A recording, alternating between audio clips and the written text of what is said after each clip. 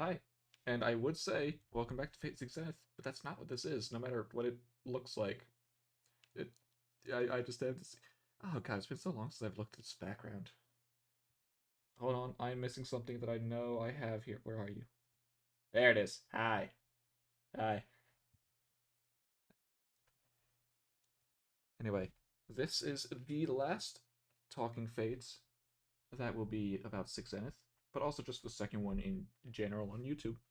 So this is where I will be talking about, I would say, the campaign through parts, but at this point it is just going to be the entire thing.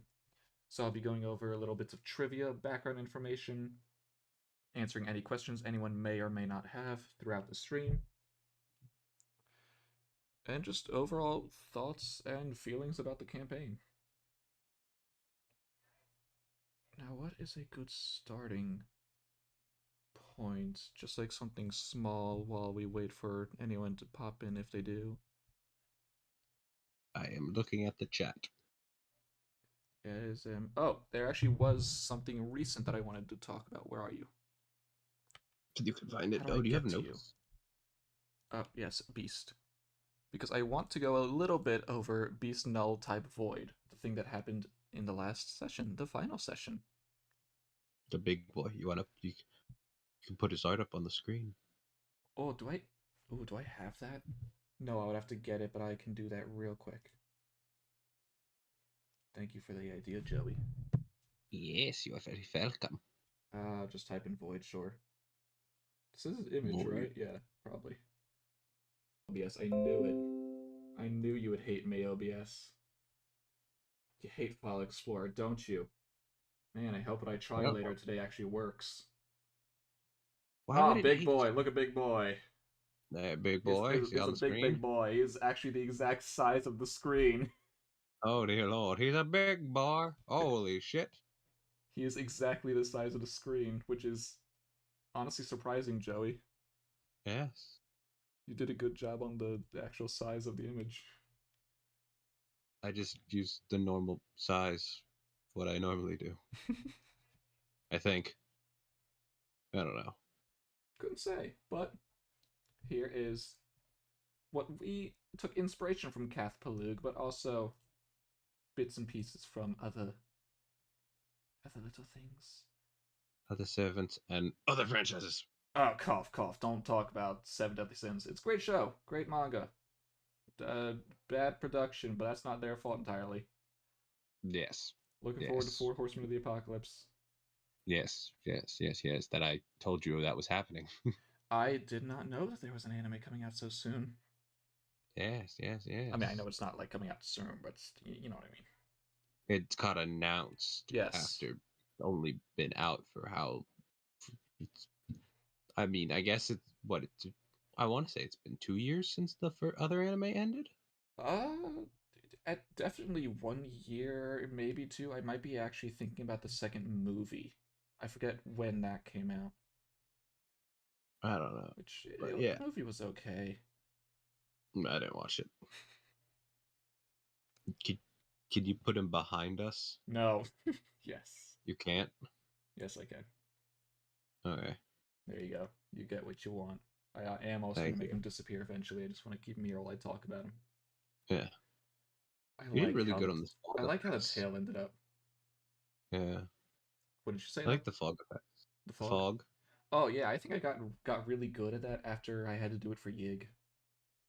Yeah, no, look, I think you did a really good job on that. I can now that I'm looking at him, I can see some areas where I didn't color him completely. No, I know. I had to just give him basically an outline in black and just fill that in completely. Yeah. Which happens for a bit of your art, but it's fine. I can deal It with it. it's hard to tell with the background when I'm drawing because it's just the checkerboard. I have just a checkerboard of No, no, whites I and get it. grays. I think I know why it happens because it's just when you fill in certain areas, it doesn't completely fill in the gaps.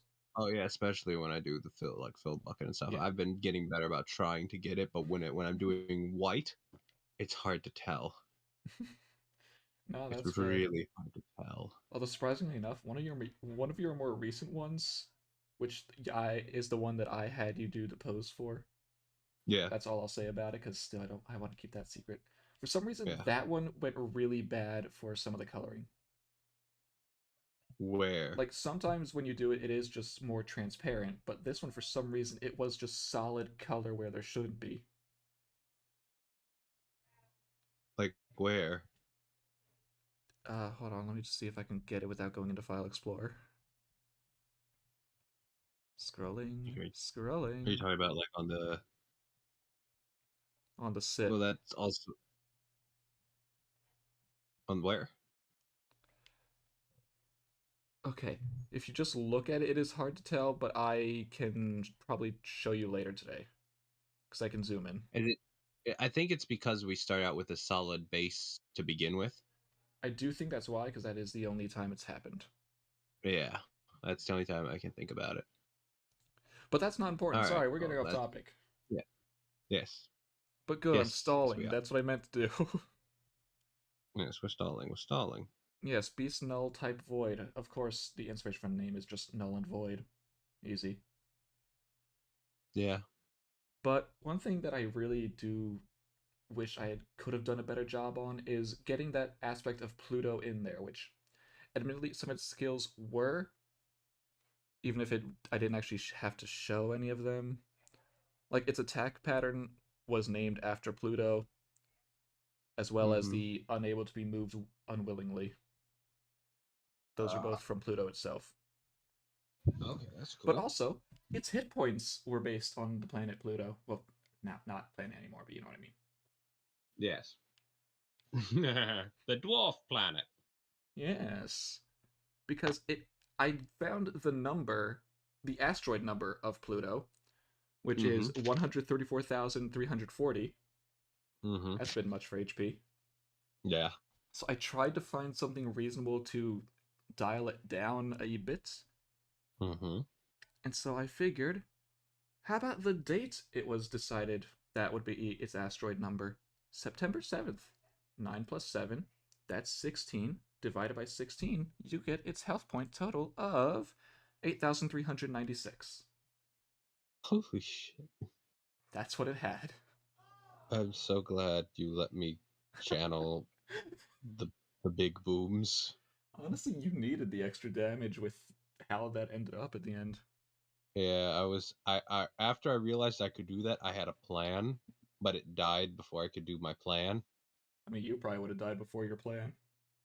That is also true, but if I had realized I could do that right off the bat, do you want to know what I was gonna do? I'm curious what. I'd summon an ally. There'd be 2 of me. Oh, yeah, you did say that. Yes, 4 extra attacks, baby. I mean, yeah. Boom, boom, boom.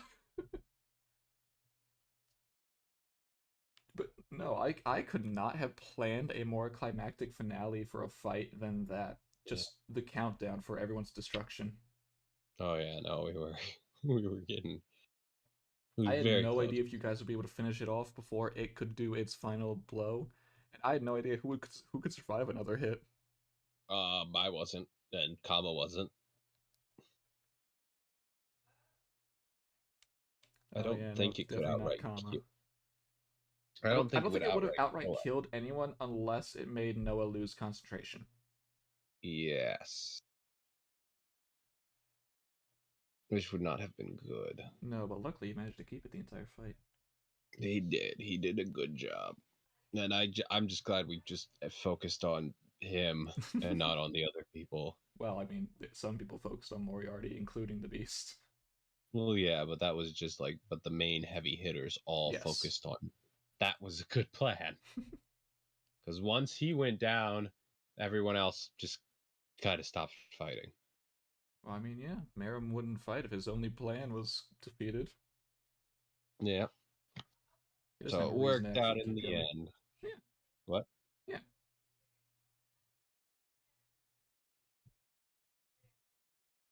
Anyway, this is not the actual start for that. Hold on, where am I? There we go. There he goes. Bye-bye. Bye, Kath. Bye. Bye, Human Eater. Human Eater? What? That's not his name. Primate murder, Primate that's what murder. I meant. Human eater, yeah, the knockoff discount. Yeah. Human eater. Actually, no, the reason I have this background up is because I will be slightly changing it throughout the, I was gonna say session, throughout the stream for when we move on to different sections, so that'll Yes, be a that sort is. of symbol for where we are story-wise. Just take We a are quick look at the stream and you'll see where we're talking about in general. in Because I the want to start night. at the beginning, at the very beginning of Neuven. Yes. And actually, I don't even remember if I've ever said this, that the Zodiacs were not originally going to be the Zodiacs. I think you did. At least to me. At the very I want to say beginning, you. and I actually need to check if this actually carried over. If I type this, where are you, Gil? I need to look at Gilgamesh. Gilly. Because he was technically the first enemy. The Capricorn, first there we go, that was his name. Yep. Yes, this Cappy. did carry over. Wow. I actually kept one of those tiny little details because while it was the image for Proto-Gil, this Gil was a Saber class, not Archer. Ah.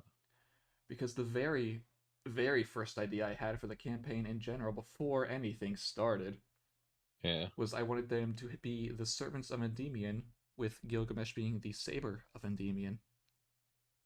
Endymion, what is that? You know, the guy who Yig was posing as, the name he gave himself. Oh. I mean, he was an actual Greek myth person. Oh, okay, yes. That's why the name sounded familiar. Yes. So I did technically still stick with that idea, but it was much more developed by the end. Yes. Although I cannot remember. It might have just been that I planned for there to be 7 servants, like the normal 7 classes. Yeah. But then it just spiraled into... Wait, what? There was something that inspired me to work with the Zodiacs, and I'm trying to remember... Yes, it was around the time that Sarcastic Productions, great people, watch their videos if you want, around the time that they made a video about the Zodiacs. Where I think I was also watching Fairy Tail around that time, just rewatching some of the old stuff, so I saw all the Zodiacs again. Yeah, it's like a combination of those things made me think about actually doing 12 servants rather than just normal 7. Yeah. Which led to the whole thing of, alright, who fits what? Yep. Which I have gone over in a previous Talking Fate, but that is not on YouTube, so I will go over that eventually, but not at this moment. Yes. As for, oh yeah, this is something really something about Neuven. Not even. I don't think I've ever explicitly said it, but it has just sort of been there that probably nagged at some people for the entire campaign. What? Where the hell was Liz? What do you mean we found her? Yeah. But like, I mean, the entire majority of the first part. She was on another continent. Well, yeah, but you didn't know that at first. Yeah. And I hate saying it, but I'll admit it. The reason that she wasn't in Neuven is because I forgot to put her in. She was in my notes. I'll say that. She was in my notes. I just forgot to give her a character sheet and token, so I just ended up scrapping that since it was too late by that time. You guys were in Rome by the time I remembered. We were in Rome. And at that point, it's just like, I don't really just want to reintroduce her there. That feels a little odd. No, you could have had her appear at Himeji. Well, no, because... Where is it in my notes? Where was her whole thing? Ah, yes, Liz. While not an active protector of the city, she is the lead singer of a popular idol group in Neuven. Ah! And Adelante worked at a side job as the assistant for their group. Ah, well, that changed. Oh, that completely changed. Yeah. I mean, Adelante and Suzuka were still going to be like the protectors and run around the city and all that, but just a side gig for that. Yeah. There you go, Scott. I admit, I forgot about Liz, sort of. He forgot, but he didn't forget. She was in my notes. I just forgot to do anything with it. No. Which is why I decided I'll work with the alter ego aspect of her that I never got a chance to touch on before. Yep. God, it feels good to actually let go of that. Was that bothering you? Oh, yeah. Just the fact that I never admitted I forgot. See, that wouldn't bother me in the slightest. I would revel in it. Revel in the fact that it bothers someone else. And that's the difference between you and I. Yes. Oh, I also realized reading this now that I switched two people's roles. Yeah. Muramasa and Adelante. Yeah. In my notes, Muramasa is the one who was supposed to be checking in on Yuno now and again. That ended up being an Adelante thing. Yes. Damn overprotective woman. Man, how different would the campaign have been if he was the protective one? That would have been a very different scene. I think it would have hurt a lot more. Gonna be honest. I mean, I did have his character sheet built from the beginning. I mean, I did have to do his fights against Ashvatthama way back then, and I'll get to that. I will get to that arc. Because, boy, do I have stories to say about it. The time loop. Remember, I've told you about this. I just didn't actually say it because I hadn't told anyone else. Apparently. Yeah. Alright, what else is here in Neuven? The library. Fran. I don't know. Oh, did I? No, I don't think I've ever said it in a session, so it's probably not recorded anywhere that we were going to have a fourth player. Well, no, I probably did say it in a session early on. We did have a fourth player, but we're going to have a different fourth player. You know what I mean. I was going to say it. I cut myself off. Yeah, I know. We were going to have a person who had Frankenstein's monster as their servants. Did not work out. We got Shane. It was fine. Don't worry. Everyone wished Fran did more, including me. Maybe she'll do stuff in the next campaign, although now that I think about it, I've had no ideas for her yet. I'll get to it. Well, speaking of next campaign, just as a quick little thing, at the end of this, will we do a little teaser about next campaign? Surprisingly, I might. However, I am more tempted to believe that I won't, simply because I want to do an entire reveal stream for that. Oh, okay. I had no idea of your plan, so I just thought I'd take the opportunity. I might do a slight thing here or there, like maybe show the scene. There's the word. Thank you, OBS, for showing me the word. The word of the day. The word of the day is democracy. Really? Nope. Didn't think so. Man, if only I actually knew what the word of the day was. I don't know. This isn't Sesame Street. Actually, who has the Neuven tag? Is there anyone there that has things about them that shouldn't? Oh god, why are you... Oh. Never mind. I saw Eta, but then I saw the token attached to it. Oh, yeah, yeah. Forgot about that. Yeah, don't worry about that. Forgot about Nessa's beast form. Yep, that barely got used. Well, the token itself. The form got used. Yes. You didn't let me make you a flippable token. She said, yeah. It's fine. I'm sorry, is Maurice not under the Neuven tag? Apparently not. Apparently not. Oh, well, I mean, I guess Maurice is a good segue for actually... No, I don't want to just type in Maurice. But he is something I do want to talk about because he ended up becoming the sort of DNPC, which I had no intention of, I'll be honest. We actually had to fight for him to get power. Yes. I had no plans to do anything important with Maurice ever. We had to fight for him to get to get some form of power boost. The initial plan with Maurice was, as you saw, up to like session. I'll say like session 20 because I think that's around the last time he appeared. Maybe Yeah. 21. Until they went up north, what you saw with Maurice was everything I really had planned. Until I thought, what if they get teleported too? What's the odds of that? Oh, apparently good. And then I thought he would die there. But no. Someone protected him. Good dog. The bestest of boys. Good dog. The bestest of boys.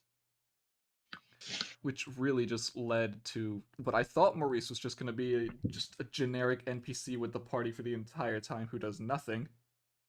No, we got him to do something. Yeah. Yeah, someone took him to the Library of Alexandria. He was my research buddy. Yes. That was not a part of my plan, but then I realized that he's the person who would be able to do imaginary servants because no one else lost their servant. Yep. And I was not losing mine. Who was the original candidate I had for that? I don't know. Because I know there was someone I thought of who could. There's definitely a scrapped idea. Who the hell were you? Questions for later. I'll keep that to the side. Figure it out. Who? Or no, maybe I can't remember. Did I make the imaginary servants after I saw that Maurice was alive? I don't know. Maybe. I mean, we didn't get our first imaginary servant for the first limb. Well, no, because that you didn't learn about them until after. Yeah, I know. When that was, so it's possible that you didn't have it until after he survived. Maybe I don't. To be a candidate for it. I don't know. It was either that or Asha. I don't think she would have done very good. Oh no! Well, she had a servant. Oh yeah, but it's Ashutama. Yeah, I know, but whether or not he lived or died, I had no idea. Yeah, and it also definitely wasn't Rhinus. No, well, it could have been. Then we would have only had it for 2. Yeah, you also would have had to defeat her. Yeah, we wouldn't have had her. We wouldn't have El Malloy to do. No, fuck you. But no, we are getting way ahead of ourselves. To lead us back to Neuven, which I guess this person. No, when do they first appear? Early on, I can't remember if it was before or after you went to Rome. But Who? Sion. That was after we went. She's the vampire with the blue hair, right? Purple, but bloodsucker. Purple. Yes, that was. Technically not a vampire. I remember meeting her on the way to Soiken? The Soiken, yes. Okay, I will put a pin in that then because I want to talk about all of that later. In which case, I think I actually know what I need to say about that. I was hitting YouTube like I was on the Roll20. So I paused the video. That's why you're never live. Well, now. It's not. I know, but yeah. Okay, do I just... Oh, God. What were my plans for Hemaji originally? Oh. Well. Ishkikl? I mean, yes, but nothing really changed with her. My notes literally say she's a ghost that the people forgot about. Well, no, not even that she was a ghost. She was just a resident that Jinako and Osaka Behime let stay and then forgot about her. And then they thought she was a ghost. You people. They literally let her stay in the basement and just forgot about it. And Beta, the space Ishtar who was there, knew about it. Just thought it was funny. Damn it. Glad I had Eta. Yeah. Is there anything else about Hemaji that I had? Oh, let's see. Osaka Behime and Jinako. Well. In notes, I do have that Ganesh was in parentheses for Jiniko, so I guess I had the slight idea of what about Pseudo Servant? Didn't go anywhere. Never had plans for that, really. But we barely ever came back to Himachi Castle. You guys never remembered them. No, we did. We just didn't have a reason to go back. Nah, you guys always forgot. No, because I needed them to help with the saving everybody.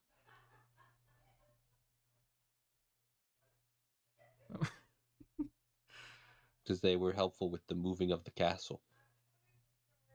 Oh yeah, true. I used them for plans. Oh, Merlin, I guess. Yeah. Was Merlin the only person who could refill command seals? No, it actually wasn't Merlin. Who did it? It was Osaka Behime and Jinako. Thank you. Were they the only two that could do it? They were not the only ones. If you look on the background, if you see like the few other symbols that are the exact same as theirs, yeah, they also could. Okay, but we didn't go in each of those places. No, Scott did once as Belly to the one up north, but like the one at the very top covered by the T. Yeah. That was during his time skip session. He met a few of his people there. Oh, yeah. My voice crack. Ooh. Ooh. Oh god, what do I even say about Team Arthur as I'm just scrolling through my notes? Artoria, Luke, and X. Yes. I guess technically they were a later addition because I didn't actually think that Leah would be Artoria Lancer. Yeah. Which... Oh my god, I just realized we had 4 saber faces in the first arc. Well, all going at each other. Do you include Nero? 5. Sorry, 5. 5 saber faces. Do I have the saber face tag? Because I know that I specify that X's thing was for saber faces. Yes. No, I do not have a saber face tag, just the saber class, which I did not even give like half the sabers. Yeah. Only Suzuka. Well, maybe next time for the next game you could make a saber face tag. I don't think I have a single saber face in there yet. Really? Okay, one. But that's not worthy of a tag. You never know. If I get a second one. Alright. Anyway, other than Rome.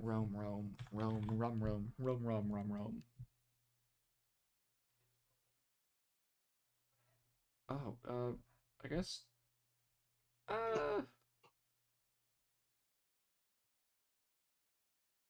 what is it? Where is it? Where are you? Oh, Odysseus. Yeah. Definitely not something I had originally planned to be in Rome. Otherwise, he would have been there for the whole Megalos thing. Yeah. He was originally going to be with the Zodiacs as a capturee, different from the other dragons. But when I added Gordolf, the best addition to the campaign, I decided to let Odysseus be his bodyguard, not servant. Yeah. And again, I will talk more about the Zodiacs, but that will be when we move up north. I want to talk about the Zodiacs in a whole up north. So I will be skimming things here and there, so I'm not going to talk too much about Nero or Megalos here. What about Leo? I will talk about their stuff in Dark Britain, but not about them as a Zodiac. Okie dokie. But that does lead me to Caesar. Because believe it or not, which I don't actually remember if I said in session, Nero was never the actual ruler of Great Rome. That was You did always say the that. Caesar in the basement. I did say it? I don't know if you said in session, but you I have did no say idea. it. I just know that I've said it outside of session, but I don't know if other people knew that, so I'm saying it here just in case. Yep. And I can't remember if I wrote this down for a different reason, but I have Caligula under the Rome tag. That might just have been because he's Roman, because I don't think I had plans for him before Phoenix Nero, but I could be wrong. Don't know.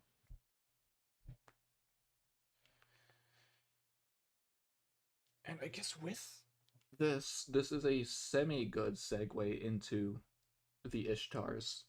Alpha, Beta, Eta, Delta, and Omega. Even though we haven't gotten to Dark Britain yet. There was one at each of the supposed major locations in the south. Neuven, Rome, Britain, the one at the Zodiacs, although Omega was really the exception, because they had to make it. I'll get to that later. I think I said it already anyway.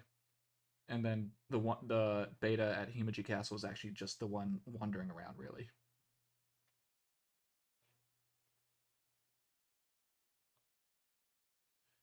But I think no, there was something before Soiken. Yes. The Borgia sisters. Sisters? God, no.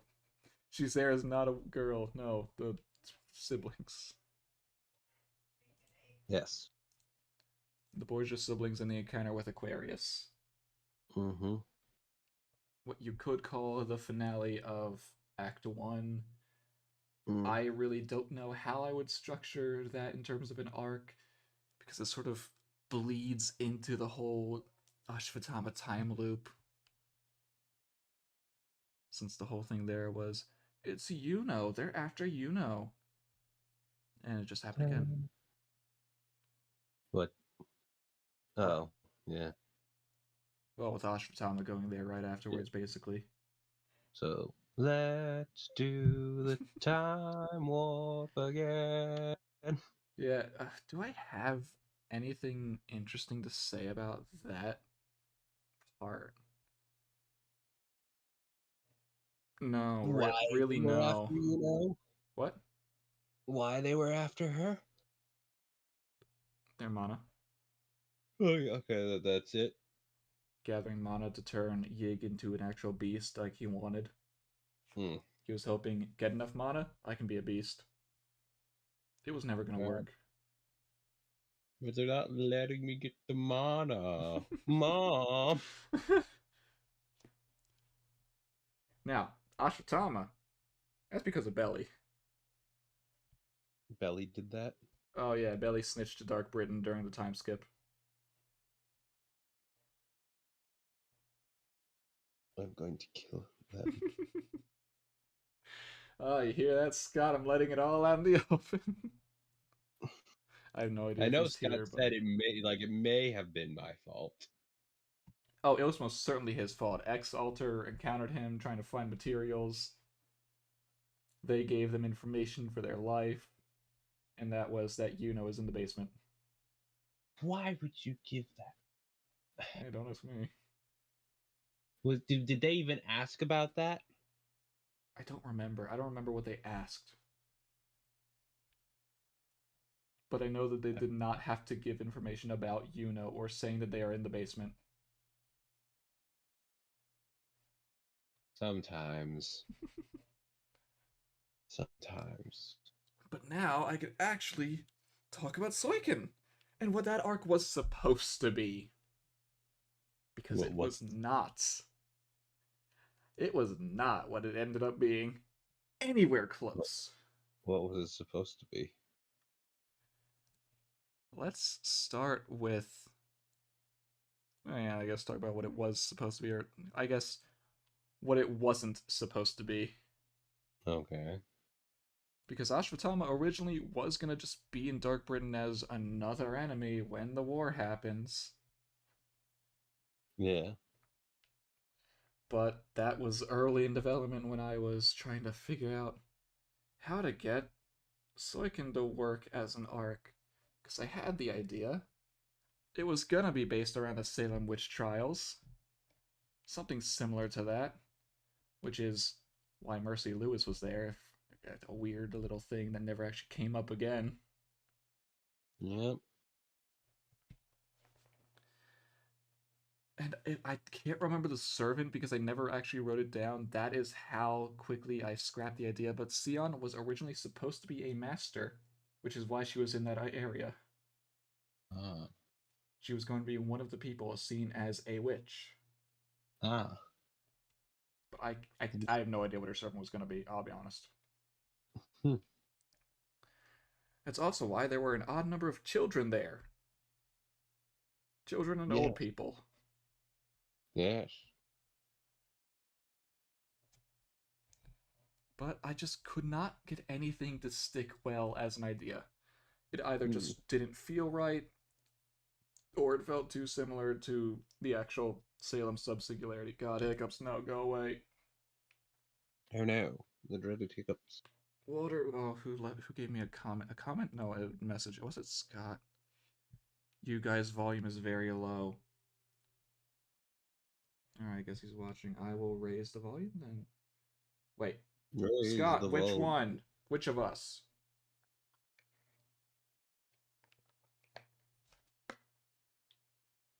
Answer the question. And also just message in the thing. Don't just message me directly. I can't see when it happens. I don't know how long ago that was. So until then, I'll just keep talking. Like, every idea I... Oh, okay, hi, I guess. The person that's a little low is, you a little bit, Skylar. Me? Yeah, you're... Are you sure?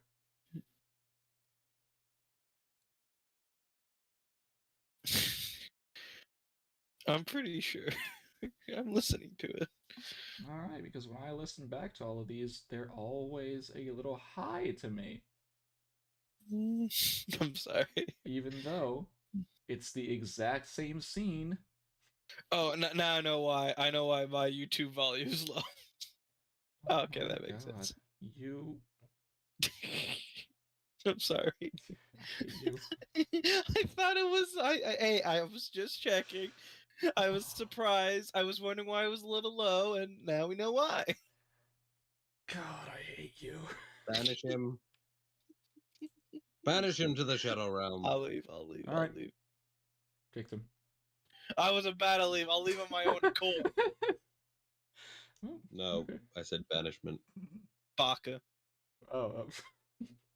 Alright, Tsundere.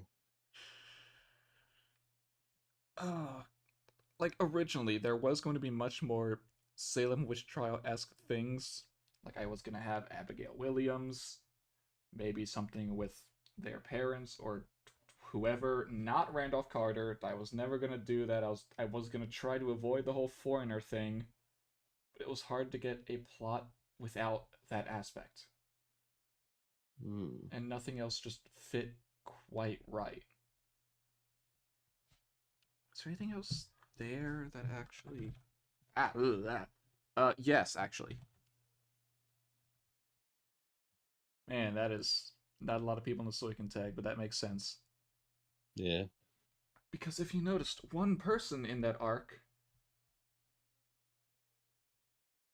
in the actual Soikin area, they... Hello? Hi. Hi. That is not who I expected to see. Scott? What? No, you. No, did you expect to see Scott? Yes, because he was here earlier. He was here before we started. I just wanted to check up on you guys. We're good. Oh, we're good. Just talking about fate. Going over everything that's happened. Oh, shit. Are you streaming? Yes. Yeah. Well, goodbye, cruel world. Bye now. Ironically enough, this was the arc where Zane left. So, good timing, I guess.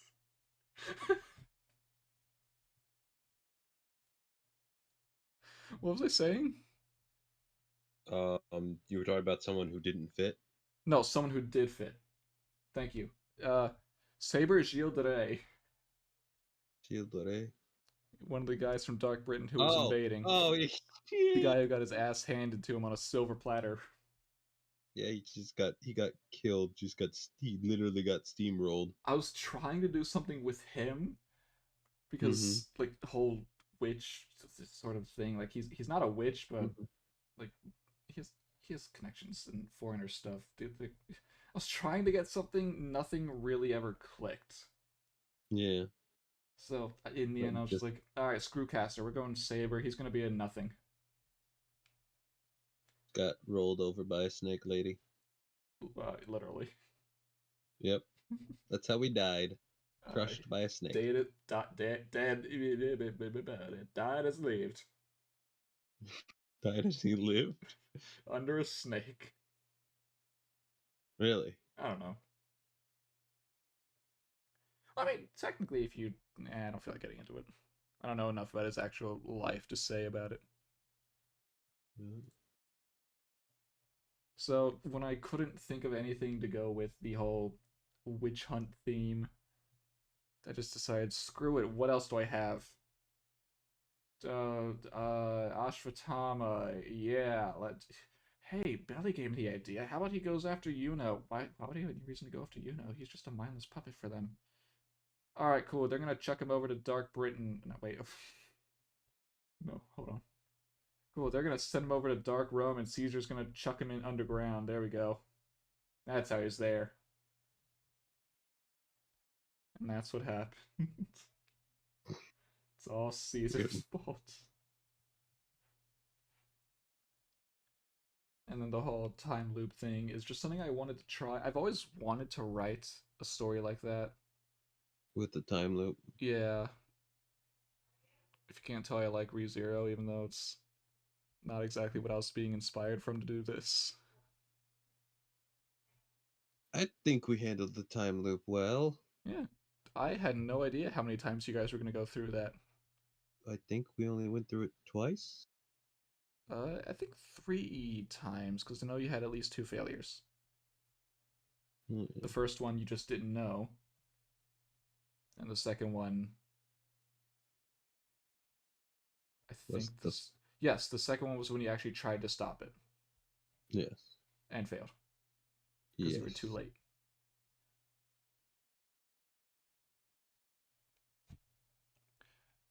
However, I never want to do it again. Never want to do a time loop again. Writing one, sure. Doing it in D&D, maybe. Maybe. I just don't want to have to think about, alright, I need to do the exact same dialogues. What the hell were they? That's where you'd write everything down. Or you go back to the recording and then write everything down from the recording. See, if I was smart, I would have done that. Actually, I think I might have tried doing that for a while. Then just went... It's only up to like the first... Oh, like, I know. The first interaction that you need to where the time loop begins. Yeah. Because after that, everything starts to change. Oh, I know. But it was just, at some points, I just watched the videos instead of trying to write down notes, and I was like, where was I? Yeah. But one other thing that I do want to mention that felt weird to me looking back on, because I keep forgetting every time, are the 2 twins who are in Suiken. Yep. Because what the hell were the names that I said they had? They don't. One of them was the Raiko. No. The twins, brown hair. Oh. The ones who would turn into Mathanagas. Oh, the ones who got horribly transmuted into snake people. Yeah. A la Big Brother Ed.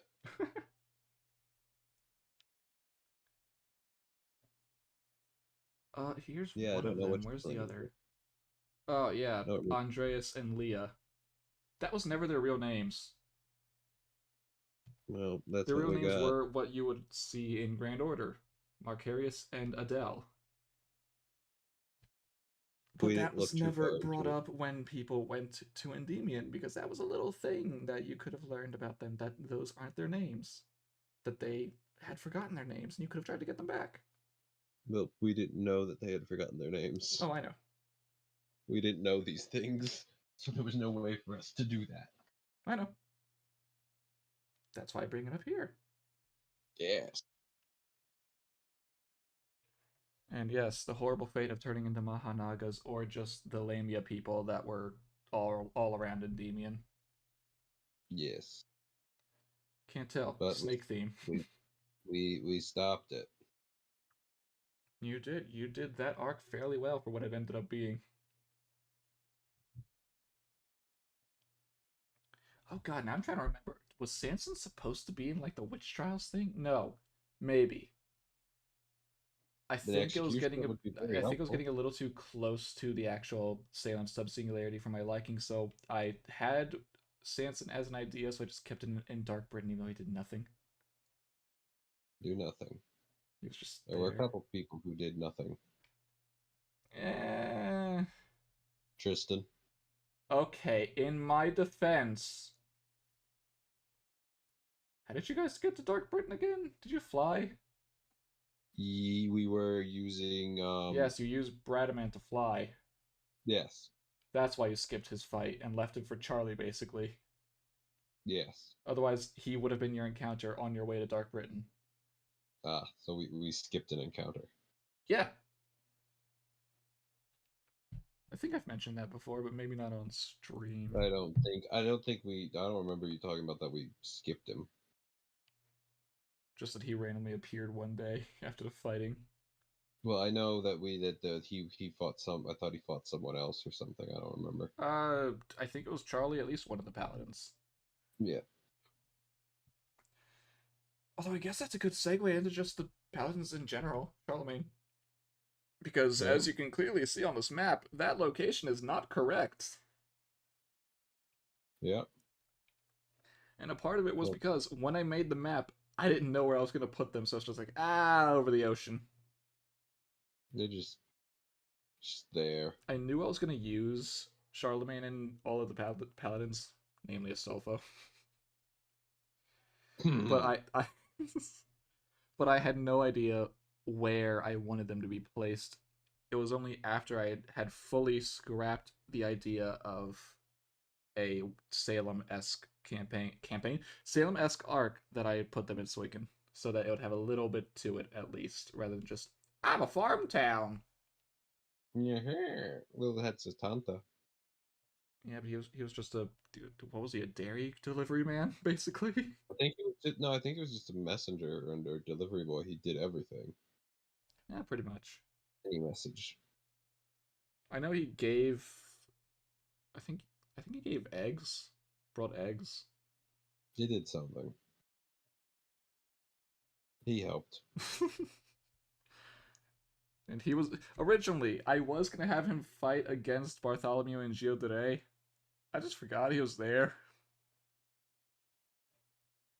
So, sorry to Tanta. Okay. I wanted him to fight. Well, he can maybe make another appearance. I don't know. Maybe. I feel like I've had enough coup in my life. You can never have enough coup in your life. Oh yeah, coming from you, I believe that. There can always be more coup. There can always be more coup.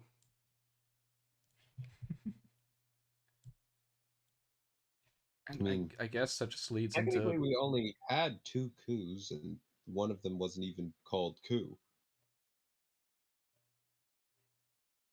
Was it only Altar and Satanta? Yeah, well, unless you count the campaign before that. With Berserk, with You're whatever. right. I don't know. For some reason, I keep thinking I've used Prototype Coup in this campaign. No, you did not. Proto Coup was not in this game. I don't know why I keep thinking I used Werewolf Proto Coup. Nah, that was Prismaelia Coup.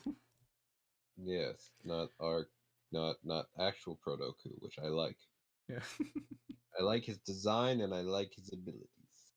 I like the wolf design they gave Ku, though, in that. Oh, I do like that one, too, but I do like the other Proto-Ku. Yeah. But that leaves, unless there's anything else missing. What happened before Dark Britain? Nope, that's not my notes. There's no notes. Anything about the Paladins?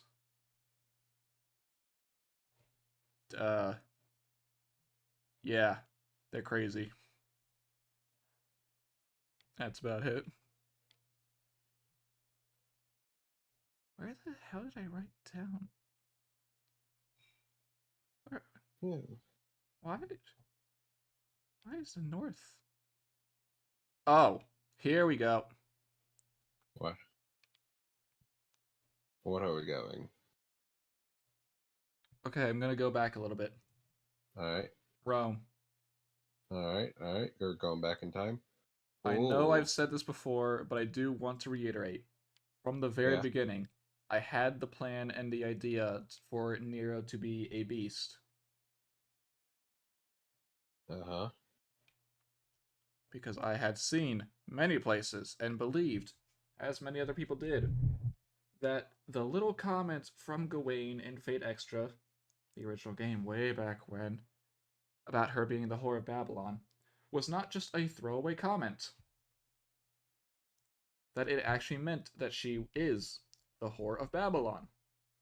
And so I wanted to do something with that. And so I was going to slowly work towards that until someone decided, hey, what if we make Nero a beast? And make the Grand Rider Noah? Which I was also planning to do, no matter how much I doubt anyone would believe me except for Joey, because I sent him the message ahead of time before that reveal happened. He did. I guess we could pull up the screenshots. I don't want to search that far back. Well, actually, I could. I could just search up Noah. You could. Pull up the screenshots. Prove it. When did it? No, that's... yes. December 5th of last year. Sending this to you because I'll need a reminder to actually write this somewhere. Noah. Just don't think about it too much. Yeah. And I know, it was really close to when they actually came out. I'm not going to say that I thought of it before they started developing the idea for a Beast Nero or Grand Rider Noah, but I definitely had the idea before they revealed said idea. I want to make that clear. I'm not saying it's my original idea. I am just saying I wish they had at least waited a little bit. Or done it sooner. Yes. One of the two.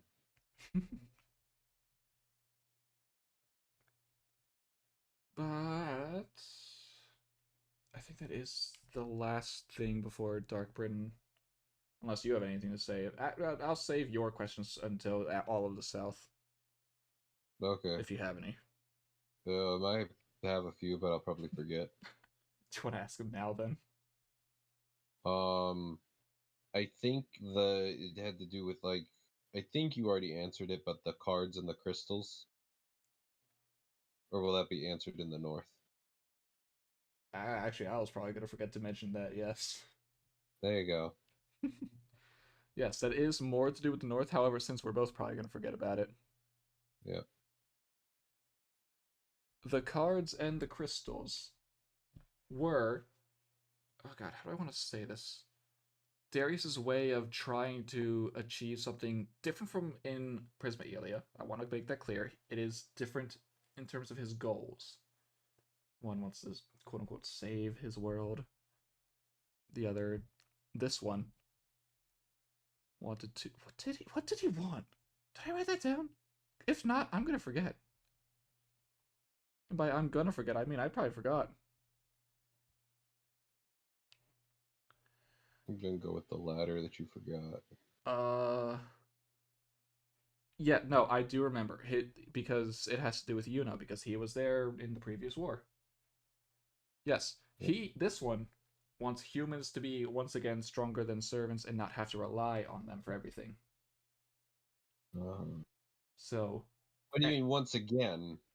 Well, I mean, the servants were once living people. So humans were once that strong.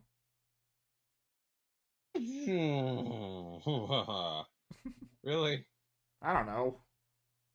I don't feel like that. Edison. Okay, well, there are some weird anomalies, Mr. Every President of the United States. Lubu got no, red hair. Red hair doesn't exist. It was a horse. It's also Lubu.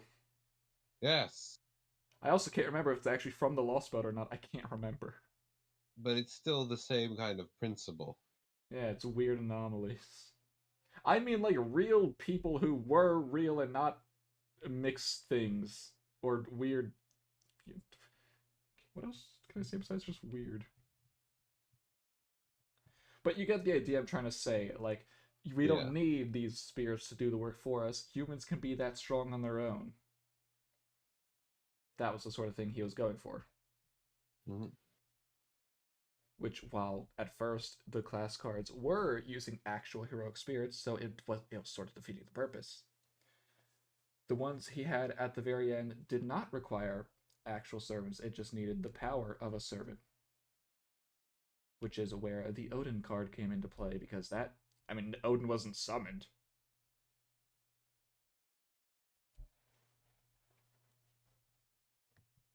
Even though we all love Castricu. We do. Some more than others. I will not deny this. Any other questions that you will forget about? No, I think I'm good. Alright, Dark Britain. That's not my notes. That's Discord.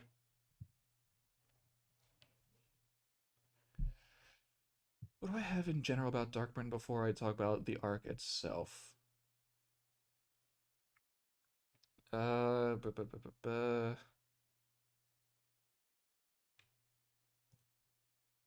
everything pretty much happened. Leo being a cruel leader cuts away anything that she disagrees with. Got along horribly with Nero across the street. And you know, they both had the same face. They couldn't show themselves in public together otherwise. You know, it's like the same dress but with the same face. Oh god. There can only be one Highlander. And it probably was obvious during the arc, as well as, I might have actually said this before, but the theme I had for the arc was servants versus their altars. Which is why there was X and X altar, Artoria altar, Galahad and Galahad altar, Agravain. Where was Agravain's altar? Where was Artoria's altar? Leo.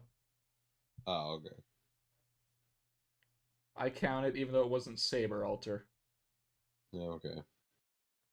Because I wanted to actually do something with the very underutilized Lancer altar. She appeared in London, disappeared, never really seen again. Great, thank you. You're welcome.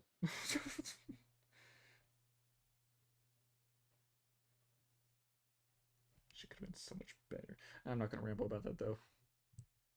Ah, Boudica. Boudica. Beautiful Boudica. Boudica. Whatever. I'll be honest, I don't remember. Your beautiful Boudica.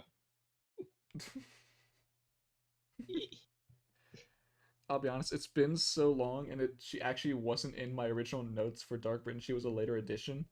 But I do not remember if she was originally supposed to be an ally for all of you. I don't know, but we made her our ally. Well, no, Delta made her your ally. That is true.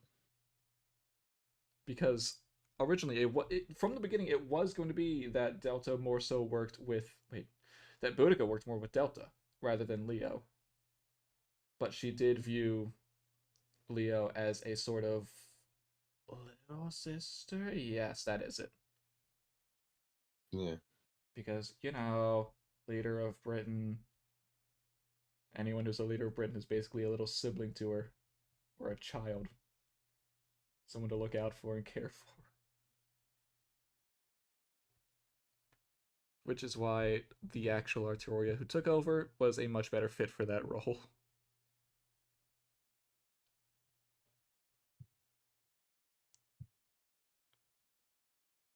Did I ever talk about the NPC fight I had to do for that arc?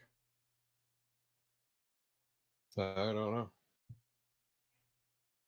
At the very least, I don't think I ever talked about how it went on stream. The one against Galahad Altar, because you guys never met him, except for Belly, at the same time where she met X Altar and snitched. Maybe that was why she had to, because she was being threatened by... No, different. I remember. That was just I need to get home. Oh, look at that. I'm gonna flee. But no, fighting Galahad Altar was, of course, Galahad, because as I said, Altar versus the normal. Yeah. Also the idea of the unmovable force versus the unstoppable wall. Wait, hold on. You know what I mean.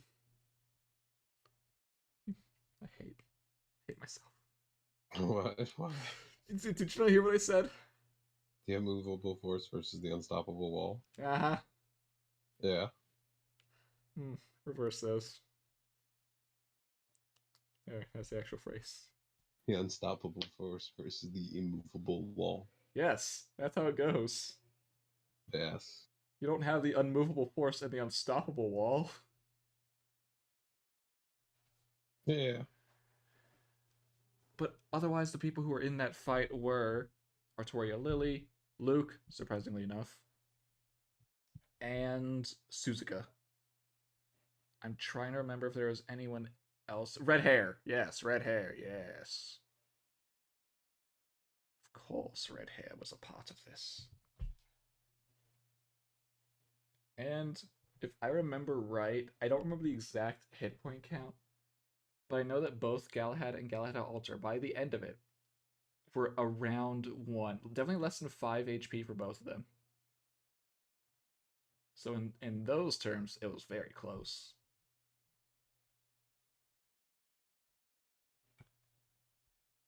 And then we have the sad scene of Luke's death.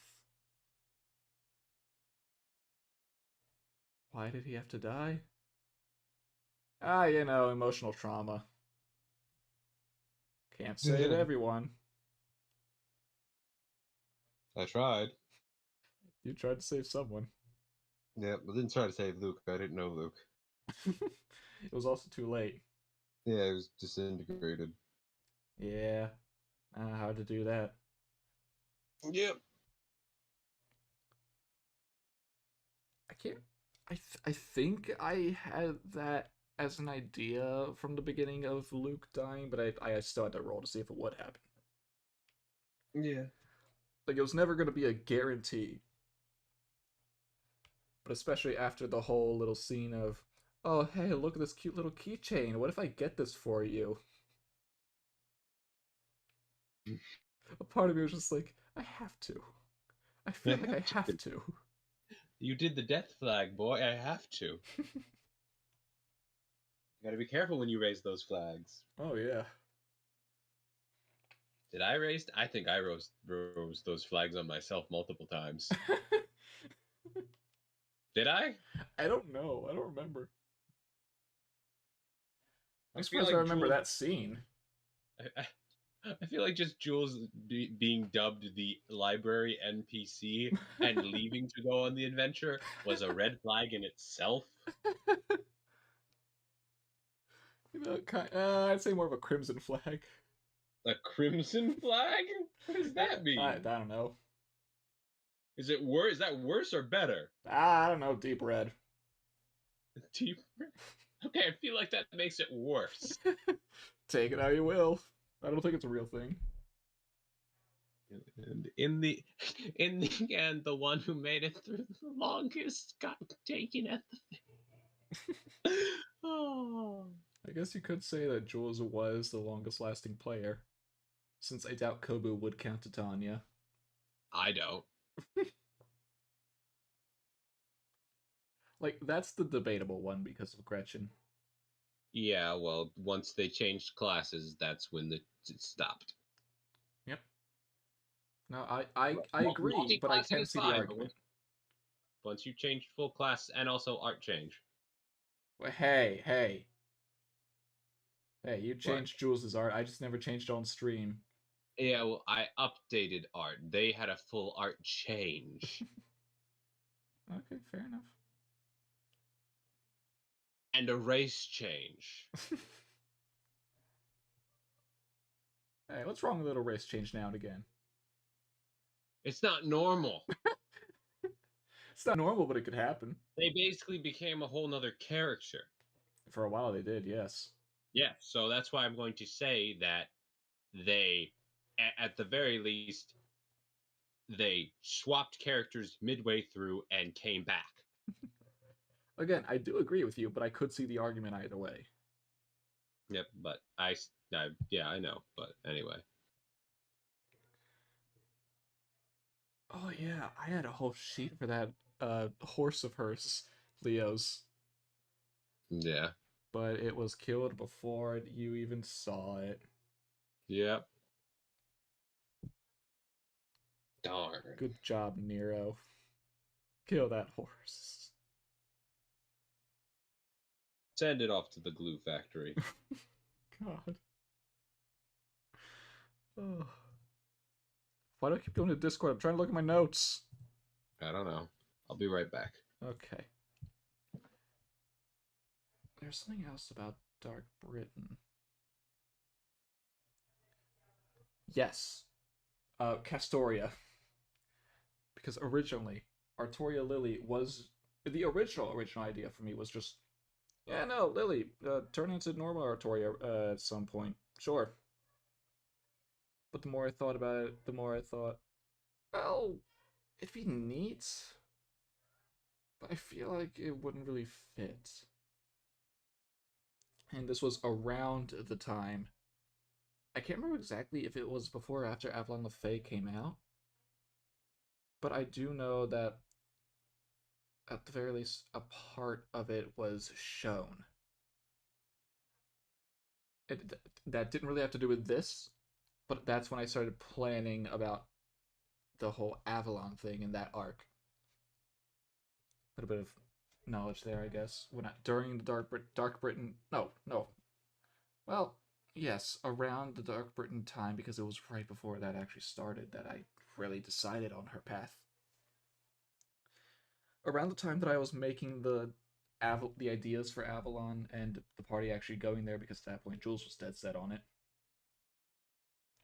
was the time where I decided what happened with Arthur, that he would be the Wild Hunt, and that Castoria would be a part of that was sent off as Lily. So that Arthur would not be such a grumpy. A grumpy Gus. Yeah. We could go into the past and being a part of that was definitely not my original idea, but, I mean, it still worked. Well. I was just talking about how Castoria wasn't the initial intention of Lily.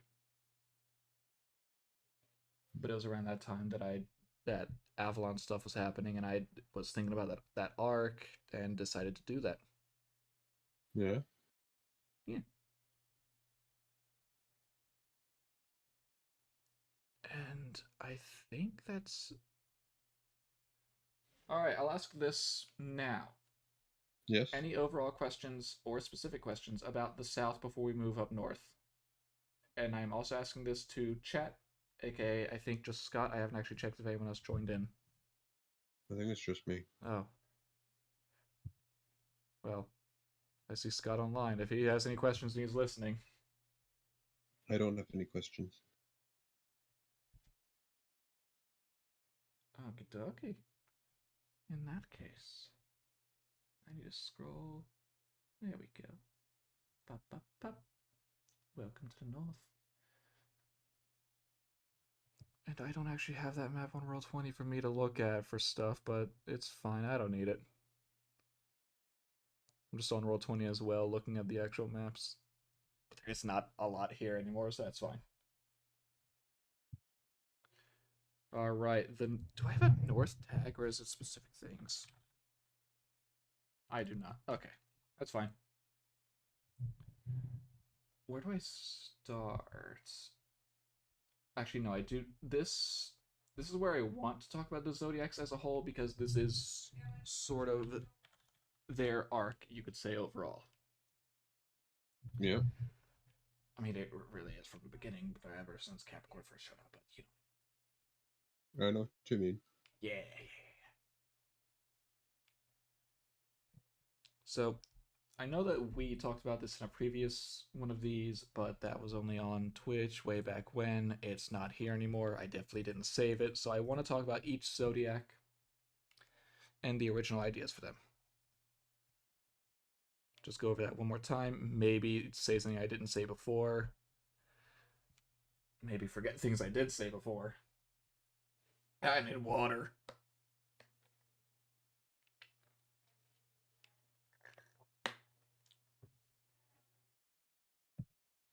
Alright, first off, Aries. Easy peasy.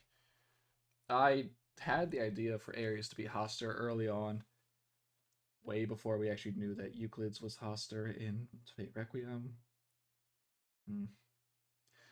But surprisingly enough, that was not my original idea for Aries.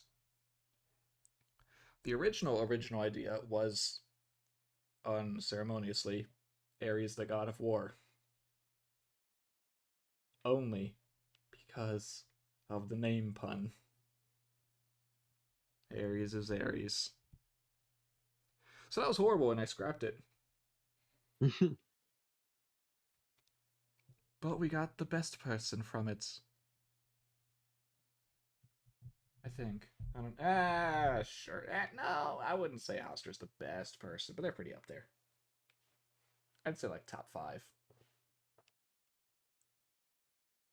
And yeah, I actually have no idea if I said this on the stream. Yes, they definitely were partially inspired by the Golden Fleece.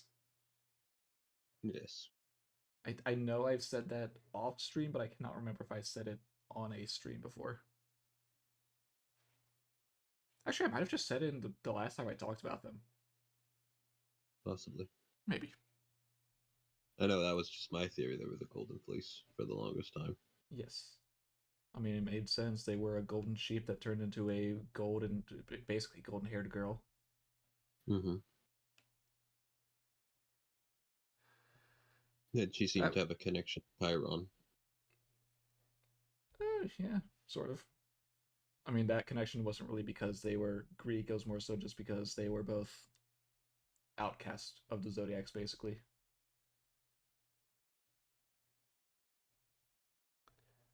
Alright, Tauros.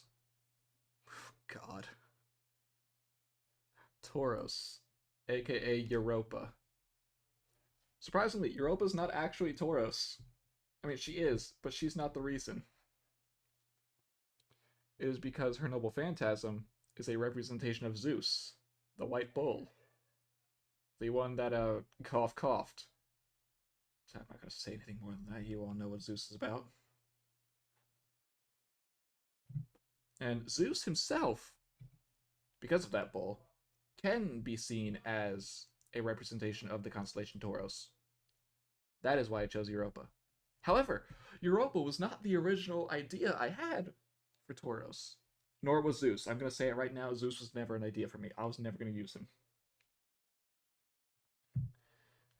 Originally, it was going to be Gugalana, the Bull of Heaven.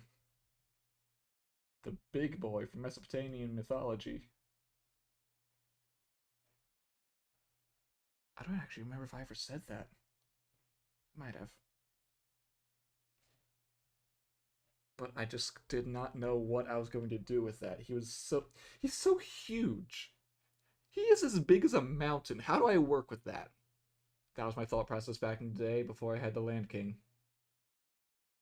Or the Sky King. Or anything the size of a map.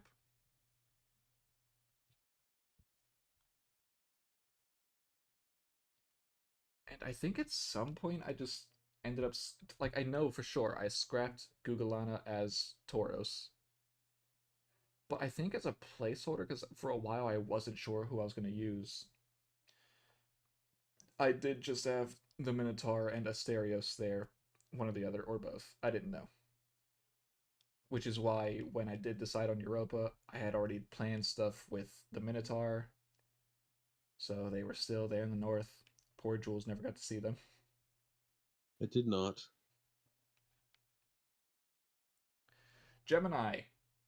I have nothing to say about them. It's the Dioscuri. What else do you want from me? Who else could there possibly have been back in that day? Like, I know I could have done the Trunk Sisters now, but it wouldn't have felt right. If you've got a servant that is the literal representation of that constellation, even if you don't do it for all of them, you at least need to do it for one, right? You did it for 2? I think I just did it for 2 because Chiron is Sagittarius. Orion's a different constellation, but he was still used. Well, Orion is not Scorpio. I know. I mean, he is, but he's not. Oh. I played the confusion card. You made me confuse myself. Yes, I know. So yes, Gemini, simple, easy, to the point. Whether or not I actually had other plans for them besides, alright, we're in the maze. I think that was my plan from the beginning, for them to be stuck inside of the Minotaur's labyrinth. But I don't know what else I had planned for them besides later on thinking about they fight Europa. But that was if that came up. Next up, Cancer, Heracles Megalos, or Megalos Heracles, whatever his actual name was. I just don't remember how it goes. I just always say Megalos. Oh, no. That actually was the idea from the beginning once I knew that Shane was going to have Heracles as her servant, because it was just going to be Heracles. Actually, no. I think it was going to be Megalos from the very beginning, because normal Heracles would have been boring. And I was going to do Alkides, but then I just decided, nah, Megalos exists. He's like a more monstrous version. Yeah, let's do him. As for the reasoning, it is because one of the trials, one of the labors of Heracles, is not to fight a giant crab. I forget which labor it was, but one of the labors... Did you have to fight, like, a kraken or something for one of them? No. Any sea-type creature. I think there was a sea-type creature, but I don't remember it off the top of my head. Either way, I can't remember what it was. One of the labors, a giant crab was summoned to fight on behalf of said thing to try and stop Heracles, and was utterly defeated instantly. And it was so pathetic that it got a spot on the constellations as Cancer. That's not the exact reasoning, but it's close enough. He just got punched so hard he got launched into the stars and became a constellation. Yes. Yes. That is one of the stories for Cancer being a constellation. And so it's the one I went with because I wanted something to happen with Heracles, and this was, again, I planned the Zodiacs way before any of the players knew their own servants, so that worked out. That was fine. That was good. Next up, Leo. Artorial Lancer. Altar Lancer. Artorial Lancer. Altar. Lauter. Originally not supposed to be that. I had no idea who I wanted them to be. But as Joey would know, the first idea I had was Richard the Lionheart. Yeah. But as I got a better idea for what I wanted Britain to be there, because at first it was just... I think at first... No, it wasn't Great Britain, because... It might have actually just been Great Britain. Back when I had thought about Richard the Lionheart, which I didn't like the idea of in the end.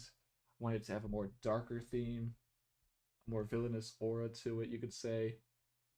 So scrap the idea of Richard, try to find someone else to work. Saw a few other people.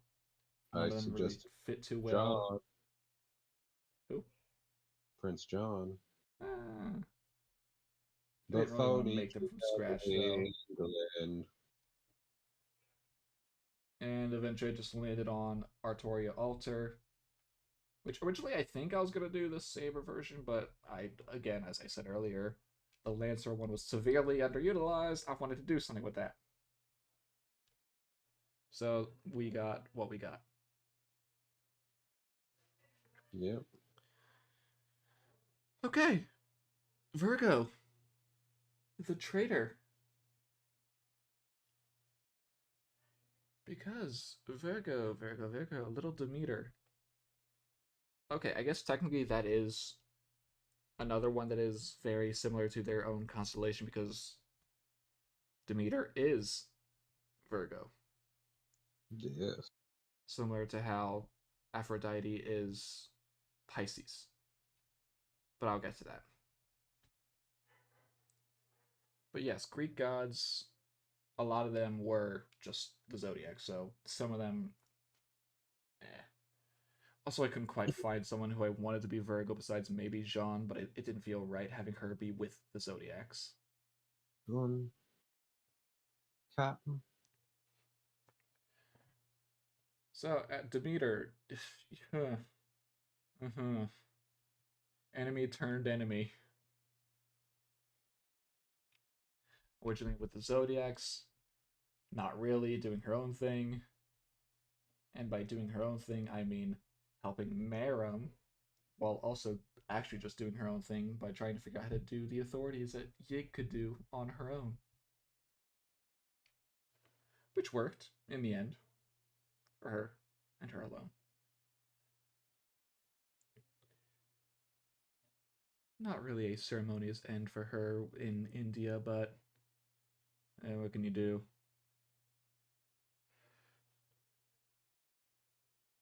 So yes, from actually, one thing I do want to touch on is way back in like session 1 or 2, Belly had a run-in with Meram, and he said something about going to a meeting. That meeting consisted of him, Kirei Kotomine, aka, Kirei and his master, who was Zane's father. Never actually drew them, don't worry. Demeter, and I think that was it. There might have been someone else not so important, I can't remember. I think that was everyone in that meeting. For thinking of ideas. I have no idea what the meeting was about now that I'm really thinking about it. Just something ominous for Belly to hear, but never actually realize. But even though it was never shown, that was, in a weird way, my way of showing who is, my way of not showing who was aligned with people. Because Demeter was the one and only Zodiac, a part of that meeting with Meram and his people. End of stuff with Demeter. I don't really have all that much to talk about with her. Nothing really interesting. Libra, aka Emperor Nero Claudius Julius Augustus Kaiser, something like that. I don't remember. I think I said Caesar twice. Yeah, I did. Maybe. I did. Either way, long Roman names, who cares? Yeah. Of course, she was not originally going to be Libra. The original thought I had was the goddess Astraea, for very obvious reasons. However, at this point, as you can tell, I already had plenty of people who perfectly fit their zodiac. So I didn't want everyone to just be, hi, I'm the Greek person who represents this zodiac. I wanted there to be a bit of variety. And so I actually can't remember exactly what it was now.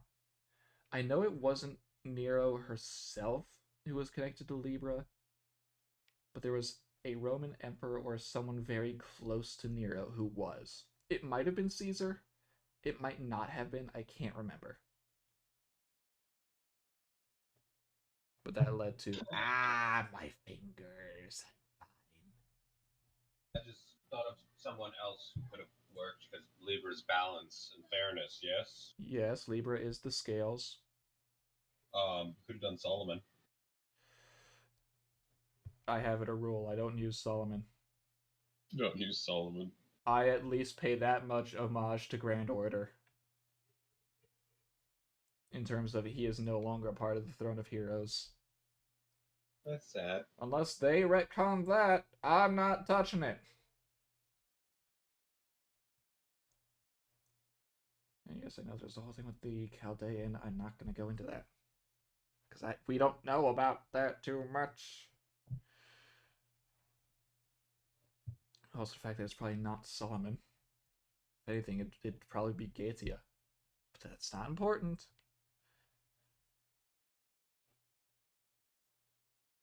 Oh, God. Scorpio. Orion. I guess I technically touched on this earlier, but I didn't really say why I chose Orion. One of the myths about Orion, and I can't remember it completely now, has to do with a scorpion and poisoning him. Which is actually why, in Grand Order, one of his passive skills is the Curse of Scorpio, where he takes extra poison damage when he's poisoned. Which it was mainly, I saw that skill, and thought about it, looked into it, and found...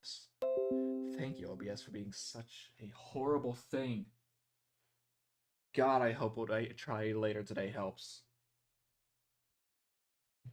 Anyway, as I was saying, I looked into that myth, found that it was actually something, I don't remember what, truly. It's just something about Orion, a scorpion, and poison.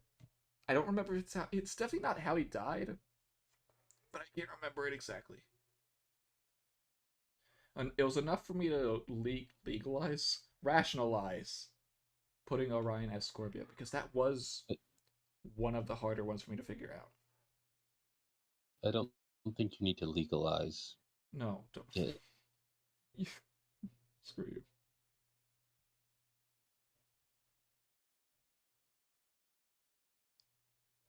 I tried to say rationalize, okay? I know. I'm allowed to say things when you slip up. Yes, we all do it. Even I make fun of myself. Yep. Like, looking back on it, I could have, like, maybe done Hassan of the Serenity as Scorpio, but it really would not have felt the same. I was just thinking, like, you could have used an assassin who used poison. Yeah. But even then, I really already had the idea that Slatefeld had a lot of the Hassans and a lot of assassins in general. Yeah. So either they would have been connected to there, which, not thinking back, I could have had it. Like, even if it wasn't Serenity herself, if it was just, like, another assassin poisoner, maybe Semiramis, I could have done that. She's in Slatefeld, and maybe take over the role that Europa did at that time. Yeah. Of being the one to capture people and bring them back if they don't listen. Or if they do listen. Whatever. Whichever one's correct. Yeah. But I not once even thought of that as an idea. So, look at that, past me. I'm smarter than you.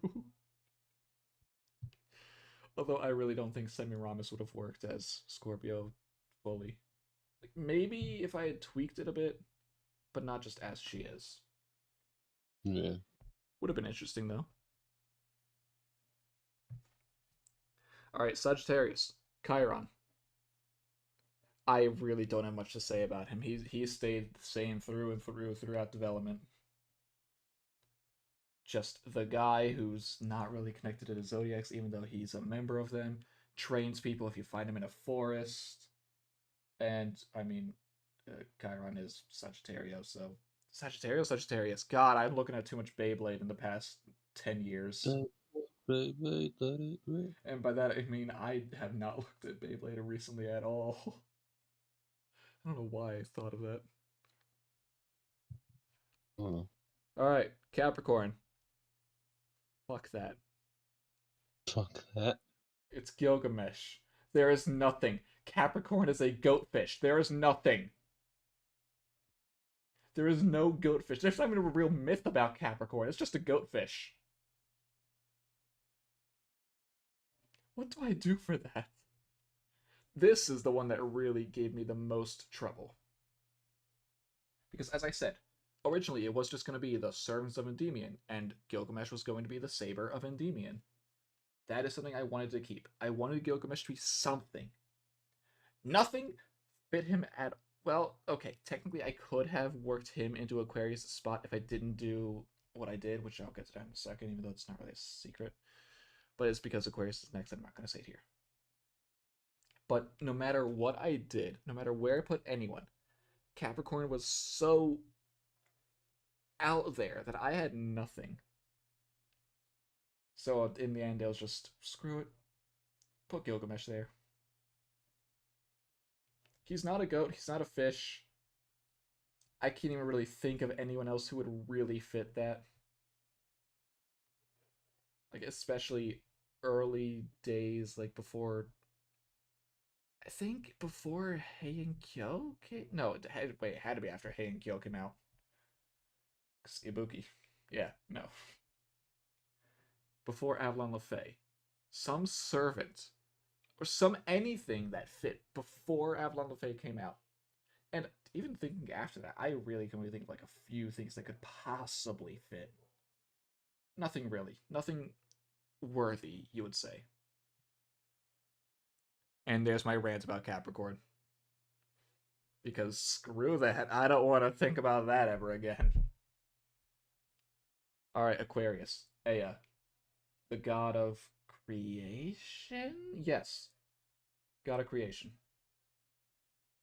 Because I can't remember if it was Ea... No, yes, it was Ea, the god of creation, who was related or connected to Aquarius in that zodiac circle. Which is also why I wanted to stick with the whole Gilgamesh thing even more. Even though, I'll admit, Ea and Ea are two different things. The sword Ea, sword of rupture, and Ea, the god of creation, are completely unrelated to each other. Both Babylonian, completely unrelated. But it's fate. Of course, things like that would happen in a servant. So I thought, why not? Let them look similar to Gilgamesh. Let them have Ea, Enuma Elish, all that stuff. I mean, honestly, it even works since I don't think Protocol even has Enuma Elish or Ea. So yeah, it worked out in the end. Do I have any other notes about... Oh yeah, just a little name. A name that he was never called, General of the Devil. Which, I didn't even think about it. I don't even think that really fits, because Yig's not really a... no, it can fit. It works. It's fine. Alright, Pisces. Which ended up being Ishtar / Astarte. That was a real... It was both easy and difficult to get to where I got with that. Because, of course, the first thing I found was, oh, look at that, Aphrodite. They're connected to Pisces. I don't want to do that because that feels very similar to Demeter and Virgo.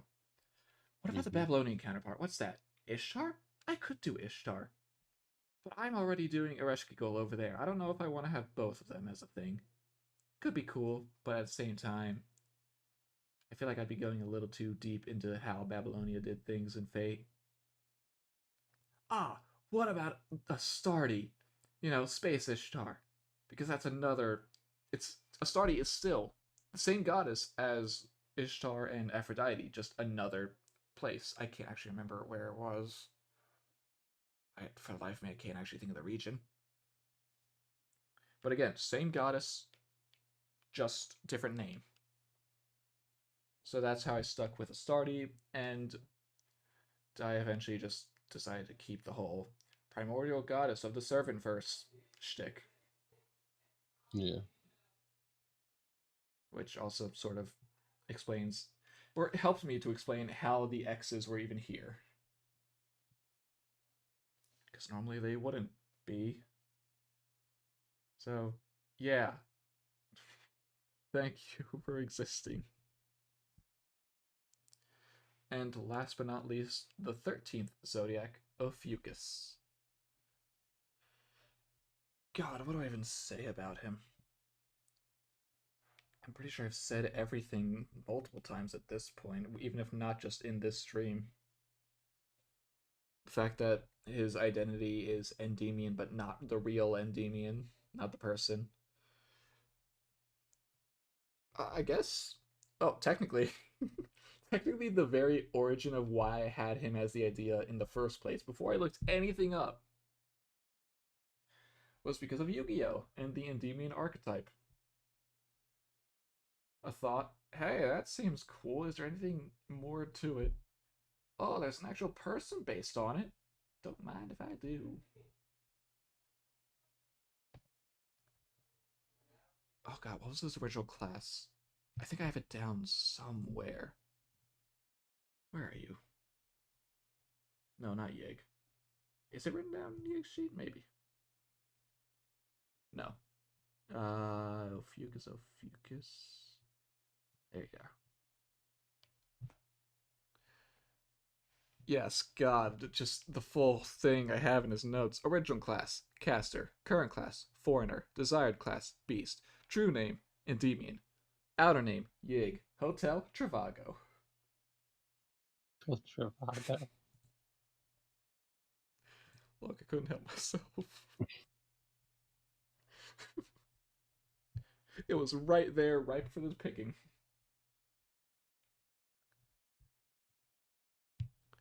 Oh yeah, and one thing I did definitely change was how he existed.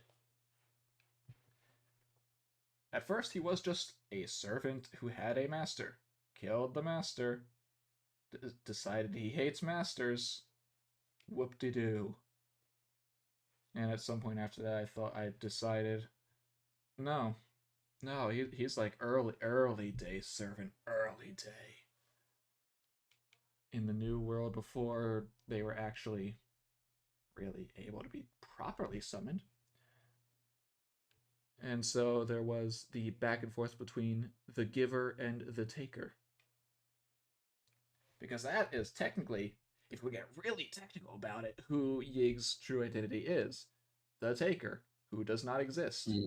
Neither does the giver, because, well, yes, I am using it from the giver as, hey, cool, that's a cool idea for a servant. It's really not him. They are not real. Neither of them really exist. Neither this giver nor taker. They are both nameless servants. And yes, they are the same nameless servants that Mara mentioned. The ones that fought against Type Pluto. Mm-hmm. Just a little thing, because I don't actually know if I mentioned that later. My knee, I'm fine. Oh god. Yes, let's see. He summoned all of the Zodiacs and broke their contracts so that they'd be free, except he lied and still had control over them.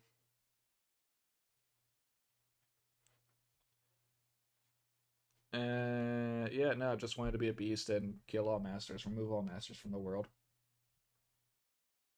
I even had the sin that the beast would be based off of, because none of the beasts are the real 7 deadly sins, but they are still sins of humanity. So what I found that I thought would fit would be despair. He wanted humans to feel despair, so that's what he would be the beast of. Anything else about the Zodiacs before I move on to more specifics? I guess I should talk about the Team Ishtar, aka Astartes, and all of their people. Because the reason they exist in the first place is because, I probably mentioned this before, but I'll go over it again. Endymion sealed away the primordial goddess Astartes underneath Dark Britain. I don't remember the specifics of why there. Maybe there was no reason. It was just there, and then Leo was the guard. I can't remember exactly. But I do know that the plan for the Astarte sisters was Omega acts as the sort of avatar of the primordial goddess to say, hi, I'm still here. I'm weakened. I can't go against you. But we're here. While all of the others are throughout the south doing their own things to try and reawaken the goddess. Their real self.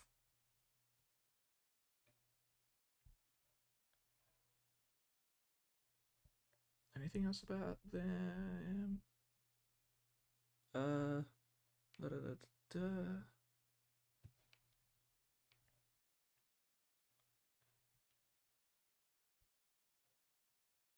Well, in my notes, which I guess I did not stick with, was that Leo herself was the seal.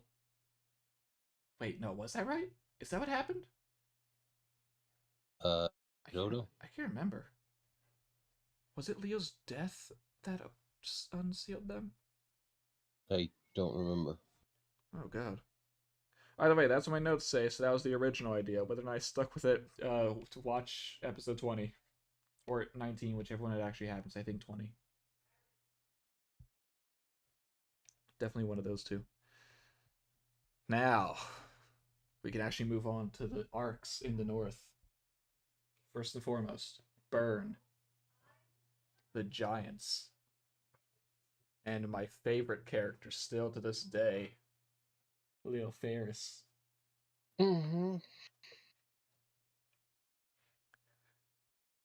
Ferris was, I mean, from the beginning, she was just going to be basically the descendant of Victoria. For those of you who don't know who Victoria is, watch the second Fate Game series, Fate Game Tear. It is better than the first. I'll give it that. Still not good. Better than the first. I still hate those first two quote-unquote campaigns, if you want to call it that. They're okay. I just hate them. Yet again, a lot of people hate their own stuff looking back on it, so it's fine. I don't hate this, though. This campaign was great. I mean, it had its downsides, down points, low points. Really low points. Low people. But overall, I did enjoy it. But more about Ferris. Ferris had something that Victoria also had, which was the Power of Fenrir. Which, God, now that I think about it, I completely forgot that was a part of Tamamo Aria way back when. I forgot about that. Vengeance. What? Vengeance. Vengeance. Vengeance. Yes. She is closer to... Oh, wait, what am I reading? Where am I reading? Oh, yes, she is a giant, believe it or not. Even though she is very small. Which is why she had the nickname the Mini Giants. Bochi.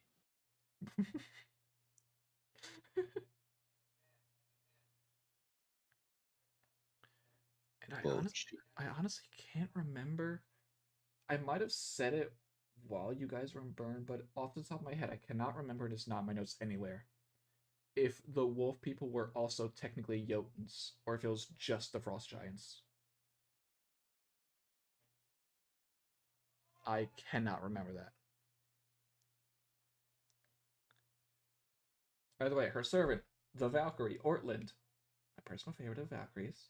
I'm glad that we could choose a specific Valkyrie to be a summer servant this summer, but why not all three? Why must we choose one?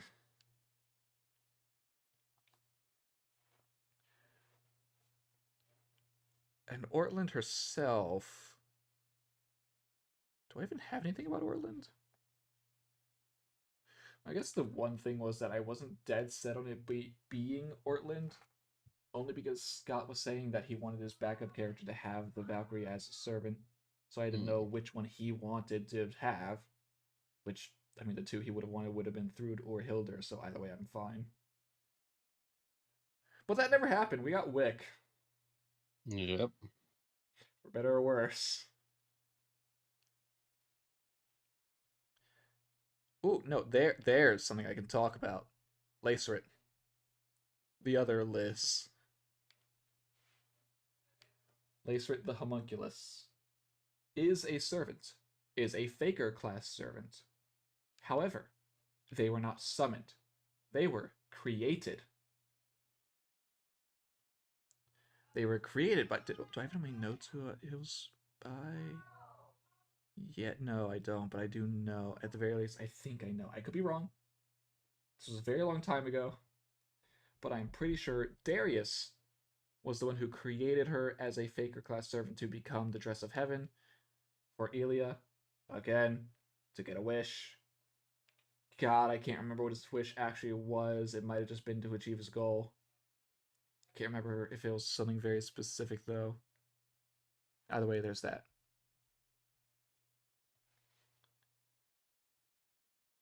Do I even want to talk about Nursery Rhyme?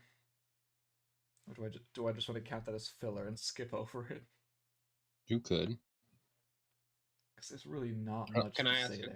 question? Oh, sure. Go right ahead. Any questions? How would we have gotten out of the thing?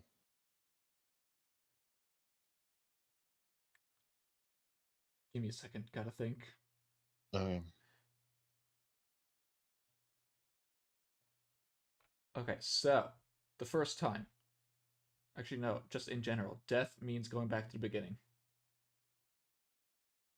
The way that you would have had to do it would have been to show or somehow convince the Alice in there that this was all fake. Something like that. But we ourselves would have to realize this. Yes. That would have been a whole arc. I don't actually know how long it would have taken for it.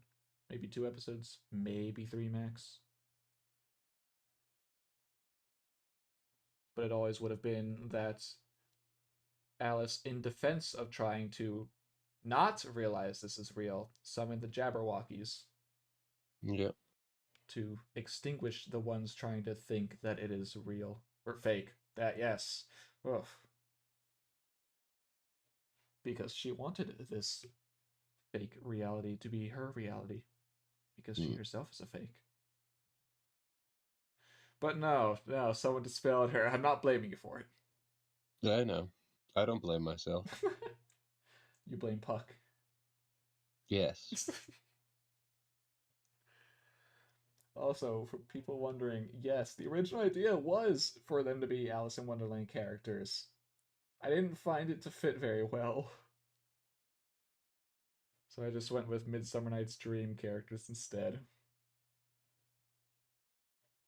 I would have liked to stick with the Alice in Wonderland theme, but it is what it is.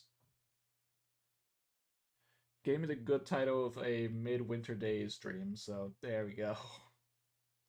If you want to know what episode it happened in, that's the one. I think it's like 22 or 23. And now I can talk about Slatefeld and all of that. Did I have an idea for Billy's father? I can't remember. I know I had something, but I knew I never wanted to draw him. Yeah. Partly because I never had inspiration, partly because I just couldn't be bothered. This is before I really got into drawing a lot of characters, so Ferris was the real exception. Guess I know there are others besides Ferris. I'm just saying, Ferris was the real exception for that. Because I wanted to have something from Victoria and their descendants, and rather than it just being, hi, we're the Frost Giants, we got generic faces, hi. I wanted there to be a runt of the litter, per se. Alright, now on to Slatefeld. Did I miss something? Yeah, it's probably not important.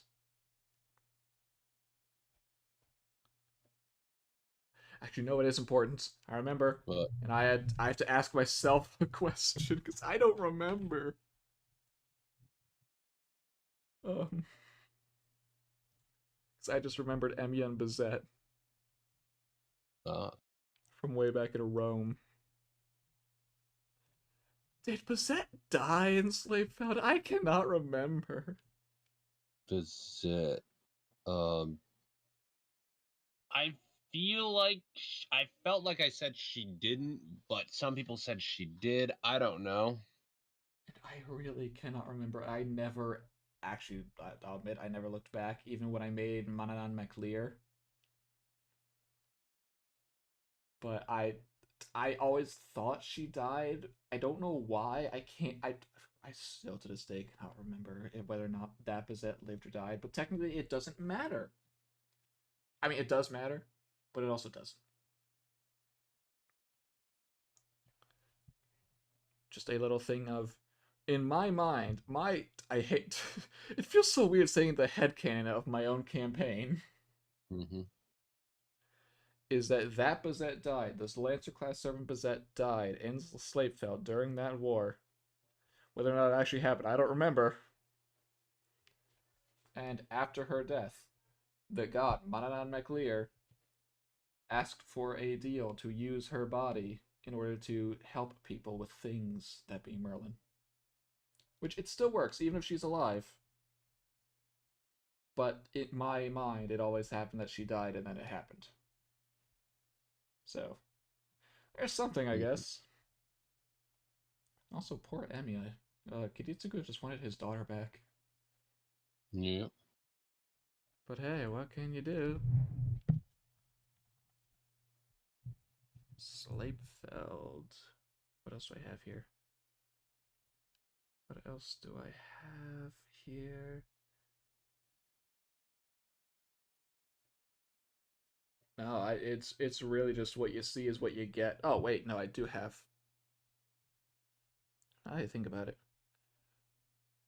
Darius, Julian, Beatrice, Angelica. Okay, before I actually get to the war, the Holy Grail War, I do want to talk about the two card users who are not just the Ainsworths. That being Gael O'Connor. Irish, by the way. He was an Irishman, believe it or not. Yes, I don't believe the last name gave it away. Definitely not. O'Connor. And the man who went by the name Toshio. First, well, both of them, technically, were people from the past when Nobunaga invaded and did all of that stuff, all of the Shinsengumi people, which is why they both had Shinsengumi members as their servants. Well, okay, no, technically not. I'm talking about just Guile now that I think more about it. Guile was around back then, died. Saito Hajime was his servant, and Darius gave him new life with Saito as a class card, keeping him alive.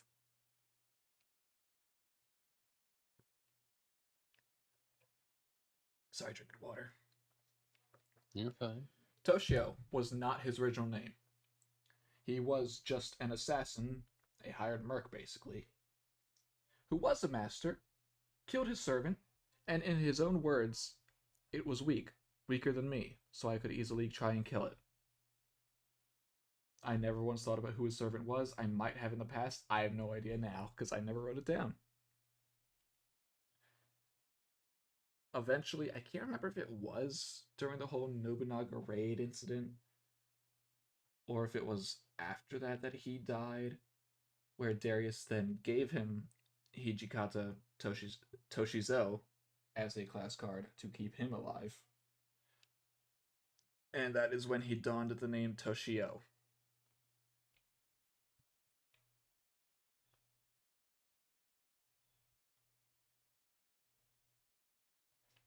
Alright, hiccups, thank you for coming back now. Alright, now I gotta scroll down in my notes, don't mind me. No, magic items, I don't need to talk about that. Anything here, really? No. No. No. Oh, here's where I wrote down everything in the time loop. God, I don't want to look at that anymore. Aries will die on day 6, midday. Chiron dies on day 7, travel towards the evening. Great.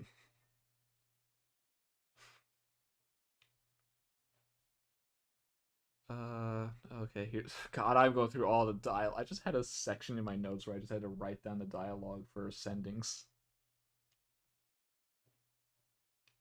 Oh, this is where I put your spell in. Yeah. Hand plant? Yeah. Oh, God, I forgot about that. The hand plant was what turned into your blight, your boy. Yep, my boy. Masculine appearance. What the hell?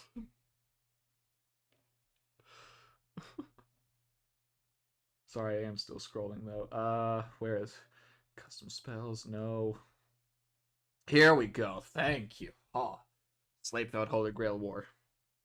Because there was technically a person for each class, and that's what Darius was waiting for to start the war. Saber was either Guile O'Connor, aka Saito Hajime, or Ibuki and Jules. You can see it either way, which means the war could have started whether or not Jules was present. Archer was Angelica, aka Gilgamesh. Lancer was Ortland and Ferris. Caster was Darius himself with Odin. Actually, I do want to talk about that a little bit. The original idea was not for him to have a class card at all. It was just going to be Darius fighting as Darius. And he was still going to be the technical caster, but it felt wrong. And at the same time, if his plan is to make people stronger than servants using class cards, why would he not use them himself? And eventually just landed on the idea of Odin, the Norse god. I don't remember why. Maybe because we were up north. Maybe because of Ferris and Fenrir. I don't remember. Actually, no, that probably was it. It probably was because Ferris had Fenrir, and so he would have Odin. Rider, Sakamoto Ryoma. The good boy. The goodest boy.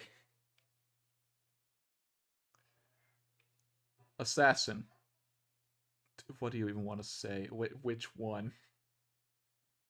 There were enough.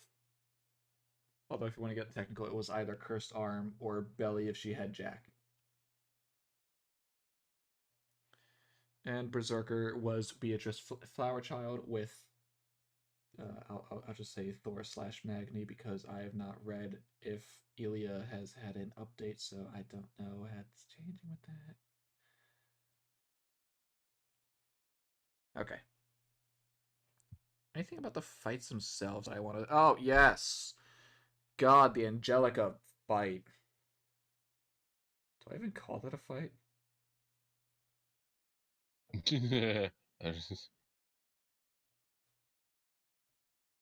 Because I have notes for who was fighting who for NPC battles, which I also ended up writing player fights too, but I didn't write the results of them because, of course, I couldn't. Yep. So it was Guile O'Connor versus Ryoma and Ortland. The result, Ortland and Ryoma win. Ryoma near death. Toshio versus the Hassans and Thai. Result, Hassan win, all near death or dead. Kintoki versus Ibuki and Jules. I didn't write down the result because there was no need. Beatrice versus Lacerit and Belly, because Lacerit will hold them off until Belly got there. And then I don't remember the whole thing with Belly and Beatrice, but there was something there. I cannot remember it though. I wish I could. And then in my notes I had Angelica versus Skahak and Harmony and Da Vinci and Gretchen. Oh. That didn't happen. Hee hee. For two reasons. First, Harmony wasn't there. Harmony didn't exist at that point. Yep. Second, Gretchen decided to go to the city and help people and find an assassin whose name was never revealed because he died too quickly. Yep. And so Jules got there first. Yep. And stopped the fight from being a fight. Yep, because she nearly killed Ibuki. Again, that fight was never meant to be a 1v1. The fight was always supposed to be Alright, multiple people versus them. Let's see who wins. And then Darius versus Ferris and party. Because Emiya would try, because he just run ahead unless anyone tried to stop him, which they couldn't. No one really ever got a chance. And 1v1 versus Darius. The way he's built, he can't lose. Because he can force a single creature to miss all of their attacks against him. And if it's only 1v1... Poor Emiya. And that's when Belly got, as Scott would say, killed. They did not die. They merely dropped to 0 hit points. And got their Phantasm deployment, Azrael, the gun that marks death. Which was definitely inspired, if not just straight up ripped from King Hassan, because it was a gift from him.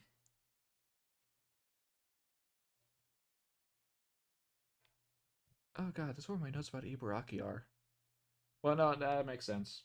Yeah, that's around the time where we had to build her. And I want to say that's everything for Sleipveld.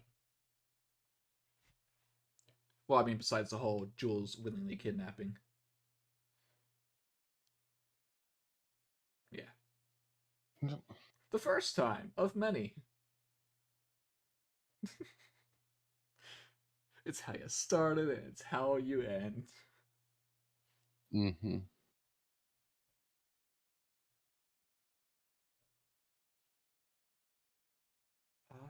see. Endymion, which is the question mark palace.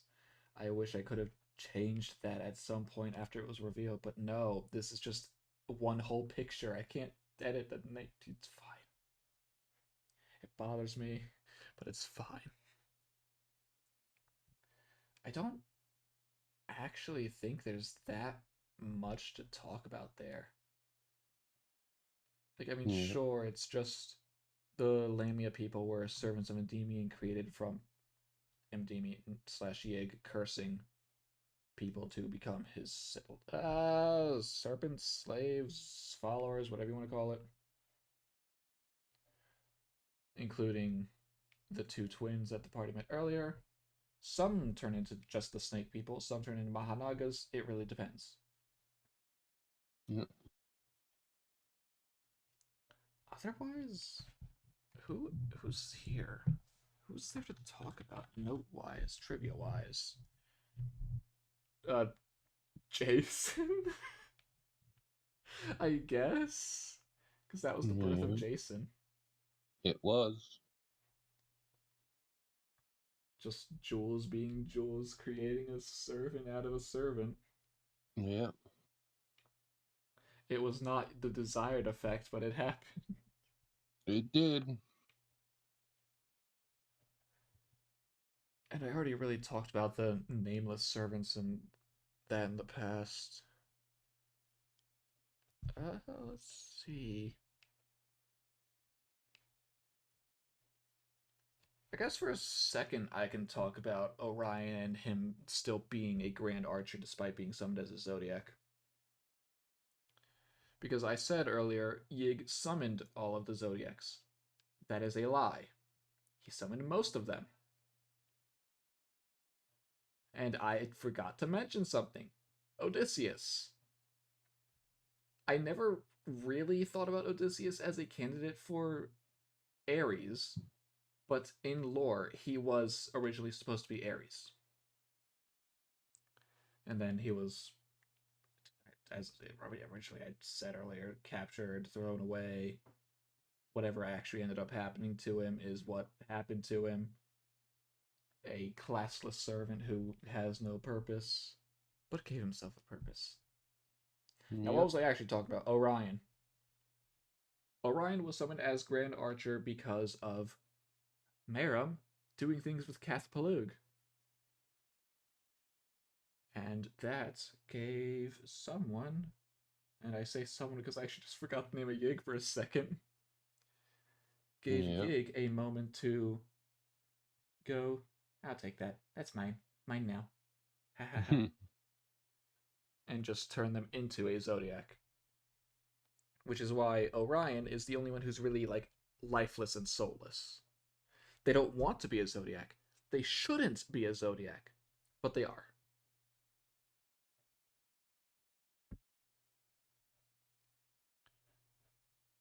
Or was there something with Artemis? No. I don't think there was anything with Artemis more than just Noble Phantasm giving him strength, all that stuff. Like, I could talk about Chiome and how she was the priestess of Endymion, but that's about it. They're there. They were alive. They're fine. They're part of Belly's backstory, but that's about it. Not really much trivia there. I was going to use Chiome at some point. That's just where I ended up doing it. God, I do feel like I'm forgetting. Oh, yes, Captured Dragon Girls. Yeah. I knew I forgot something. So, them. Did I ever have anything planned for them? No. I just literally looked at all the servers with a dragon trait in Grand Order and just looked through them to see, you fit, you fit, you fit for a different reason, you fit for a different reason.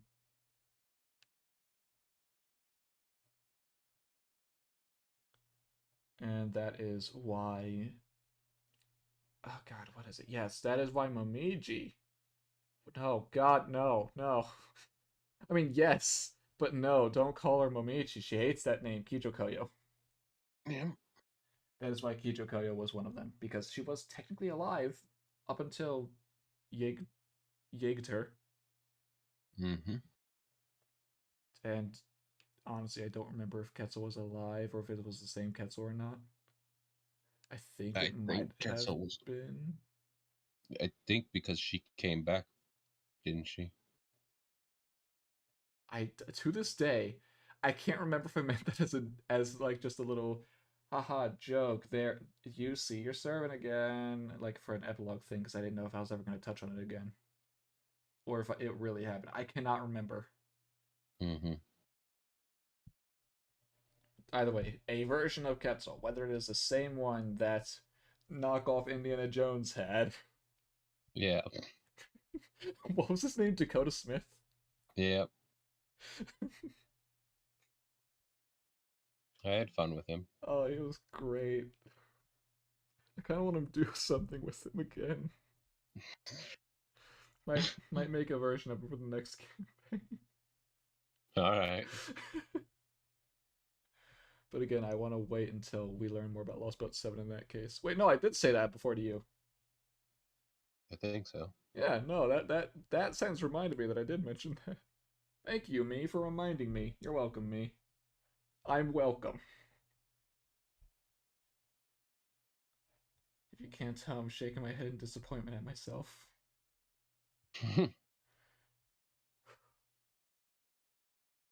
And Yig himself, I don't really think there's much to say that I haven't said already when talking about the Zodiacs.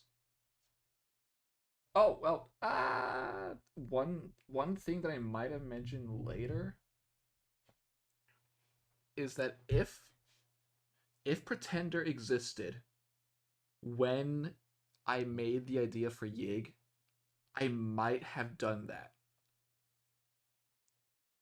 And by Yig, I mean Endymion. Before I actually decided on him being a foreigner, I might have went with Pretender. But at the same time, that wouldn't actually... well, no, it could work. I could make it work because technically in Fate, I mean, Oberon Vortigern, that wouldn't work for Pretender in normal life because Oberon didn't fake being Vortigern in life, nor the other way around. Yep. But in this world, Endymion did fake being Endymion.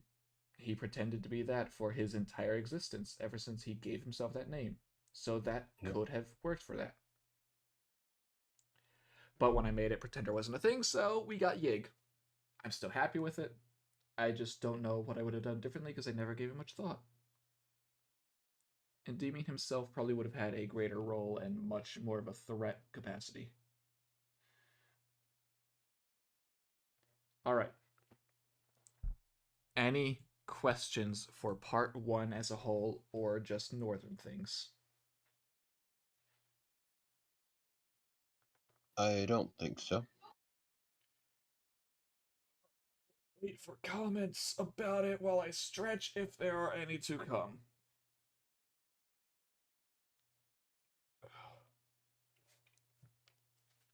See no comments. Nope.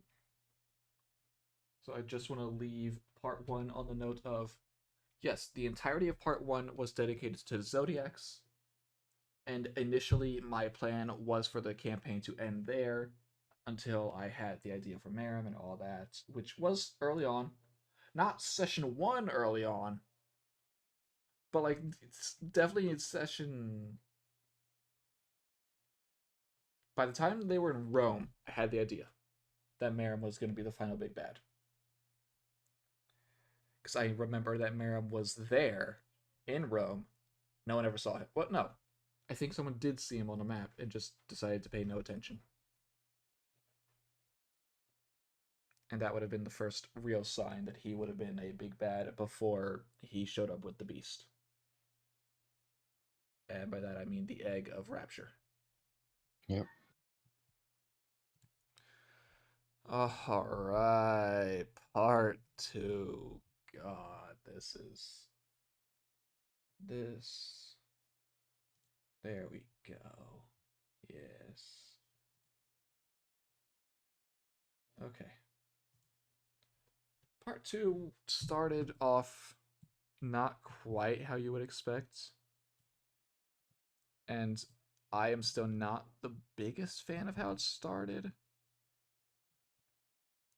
But at the same time, the two ideas swirling in my head were, alright, cool, so either someone like Rhinus would have the idea of just plopping people into the Land King, or someone in Neuven gives the people a quest to go off and try and stop something that's happening somewhere, but that second one just didn't feel right. Like, what would the quest actually be? Who would say it? How would they know that it's on a different continent? Would it be Gordolf? Questions for later. Because I didn't think about that until just now. That it could have just been Gordolf.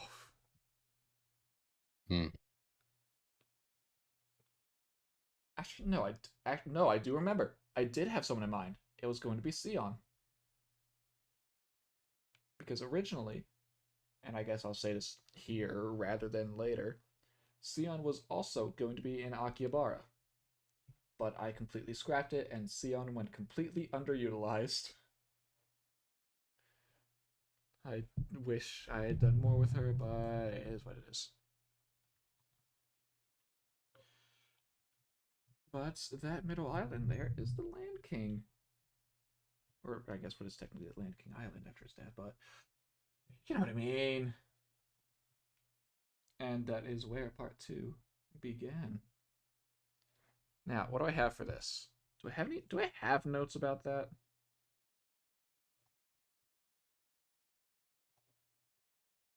Scrolling.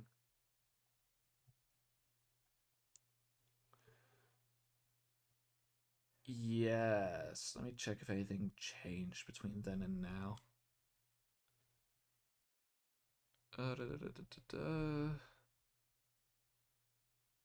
No, just that notes are basically people who are there, which was Liz and the alter ego components, Sarasvati and Ishtar, Avenger Nero before becoming a beast, and Caligula. And then Tamama Namai creating the safe haven inside, which debatable on whether that it actually was. Some people thought it was, some people thought it wasn't. Jaguars were there. It was essentially my way of insert. It was essentially my way of inserting Tamamo without making her too important, so without making her irrelevant. Because I felt like I wanted to put her somewhere. And then we have Amorakaran, who is the person who gave the party Kama. And that started it all. Really. Yep. Now, if there ever were to be a DNPC during that whole thing, it would have been Kama, I guess. But even then, that's a stretch, because Kama did very little at some points. Cough Avalon. But one thing that I do realize I never mentioned was a line from Karen, where in her last moments before giving Kama to the party, she was supposed to say that Kama is the key to stopping Void. She was supposed to say that. I never said that. It worked out anyway. Moriarty was smart. In a stupid way. But we'll get to Moriarty later. Oh, God. Really, that arc was just... You could call it like a prologue to part 2, where it's just setting up everything and explaining things, because it shows... These are limbs. These are Miriam's limbs. They have... They're daemons. Demons, basically. They are big, scary monsters that you can't really fight normally, and they've got these Except for one. They are not normal sized. Nobunaga. The limbs. Oh, Guardian. Sorry, the limbs. The mouse. Normal sized. I count that as a normal sized creature. I wouldn't. Normal size would be medium. That's what I'm trying to say.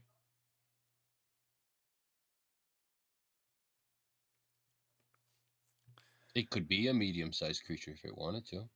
He could, but it's not his true form. His true form is the rat. Little tiny rat. But we'll get to that later, even though there's not much to talk about him, honestly. Well, no, there is, but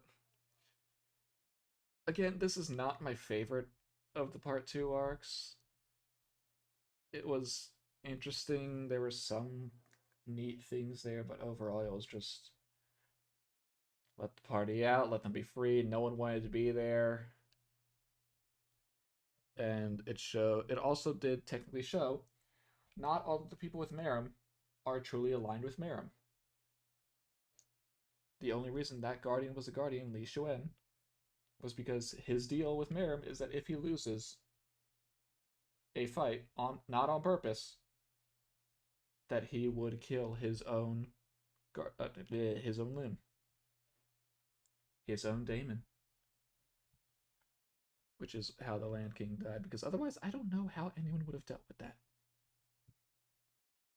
I mean, technically, yes, Shiva dealt with it by putting it in the water and making it unable to move, but it was still alive. Still trapping people inside.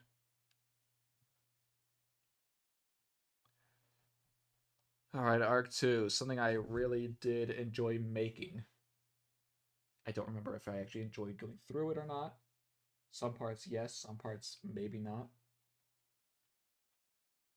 But I remember thinking back to this and going, yeah, no, I want there to be different routes the party can go through. I want there to be decisions and things that will change really drastically depending on what happens.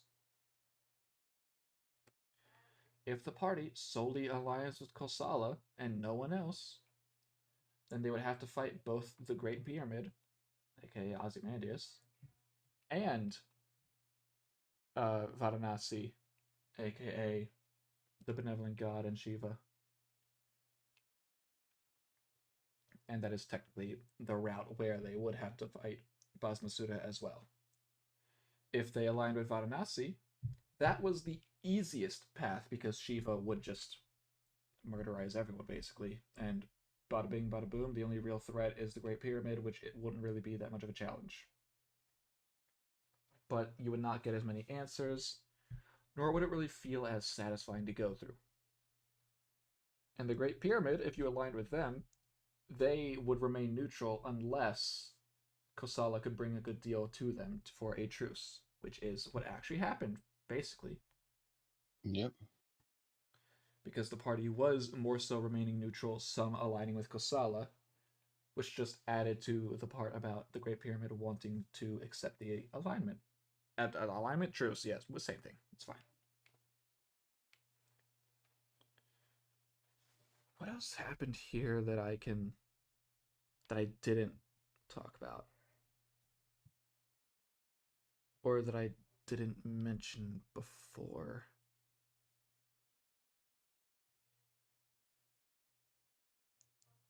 Because now I'm trying to remember, when was the last Talking Fate before this one?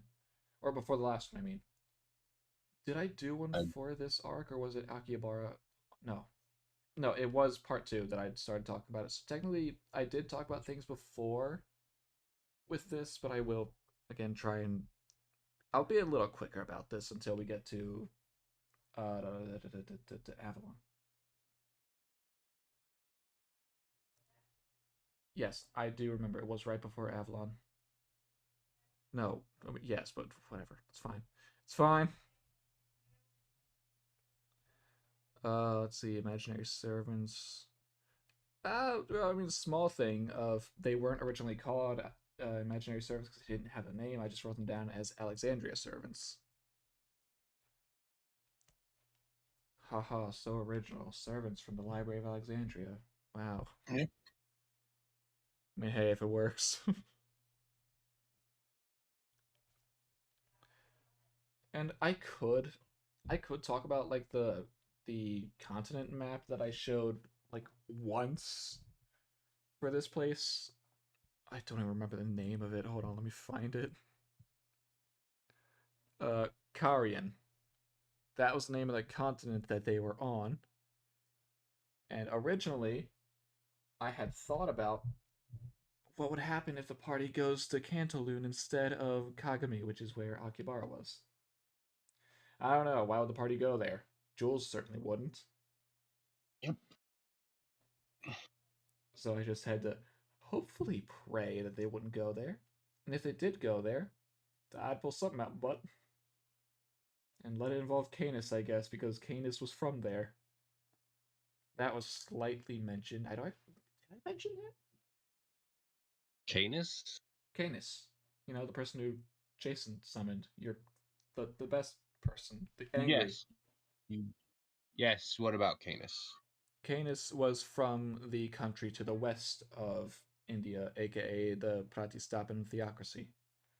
No, I did not know about that. I know I mentioned it once as like an off comment from Canis, but nothing ever really came of it.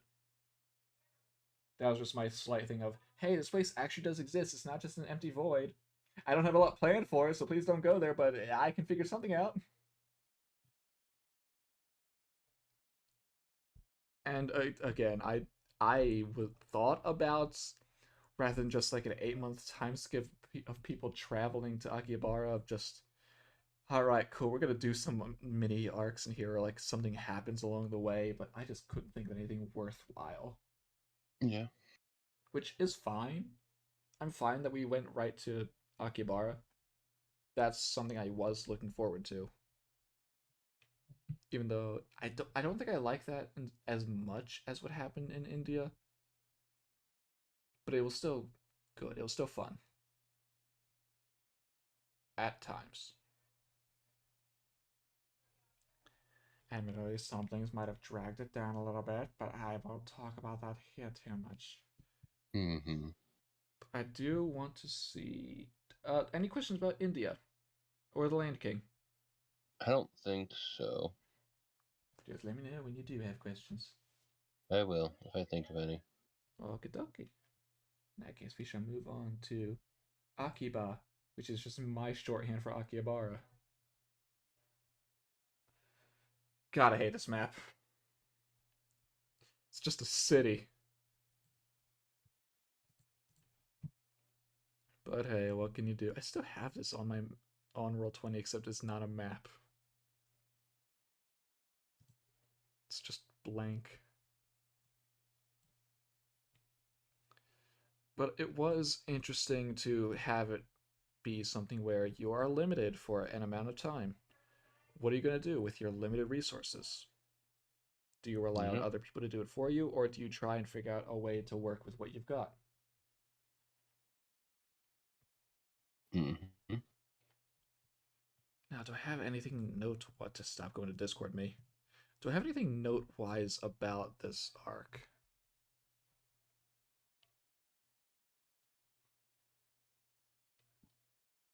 No, I just have written down. Maybe. Oh, I mean, technically, yes, but I think I already talked about this in the last one of these, but it's fine. I can talk about it again. Foreigners. God, was that different at first. God, that was so different at first. Because it was a scrapped idea at first. Originally, I had planned for Elena to be Elena Alter, using the initial design that Matsuryu made for her. And I was going to do something with that. I could not think of anything with that. So I instead went with normal Elena. And, well, you saw what went with there with her, sort of, barely. But otherwise, I was just thinking, alright, how about Malay? Sure, let's go with Malay. I can use foreigners now. Hey, that's fun. And I guess it felt hollow letting it just be Malay and Baphomet. Because, again, that fight was going to be just the two of them as one in a fight. Which is why Baphomet was so easy to be, because they kind of relied on her stuff. Yep. And the only thing they really had going for them was that Jacques de Malay was both a saber, but also if you flip it over, they're a foreigner. They're one and the same. They were the same person, but they were not. One was the righteous Templar, who was a good person. I lost my train of thought there. Oh, no, God. Ha. And the foreigner was... God, I just lost every train of thought with the saber. Okay. Foreigner was the cursed, and the way the Templars were viewed as these heretics, these demon summoners.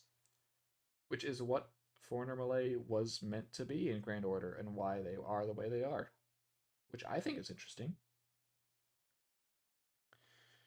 But again, that alone just didn't feel enough to be considered its own, not arc, but I'd say like an act within the arc. Yeah. And it just, I don't know, at some point, spark of inspiration, Elena Alter, what if I make them a foreigner, they're the occult? I mean, Elena herself is already the very occulty. And yeah, it works. Like it worked. Would I do it again? Probably not. Did it work for what it was? Yeah. Do I like how it ended up? It's fine. It was fine. Gordolf was there. He was. God, I really cannot find other things to talk about this arc for, since I already really went over it last time. Because the last one of these streams was right after Akiba ended, so there was so much more to talk about for it. But that's fine. We can move on to Avalon, which I have yet to touch on. Okay. Wait, nope, gotta scroll. It's too much scrolling. Again, any questions for Akiba before we move on?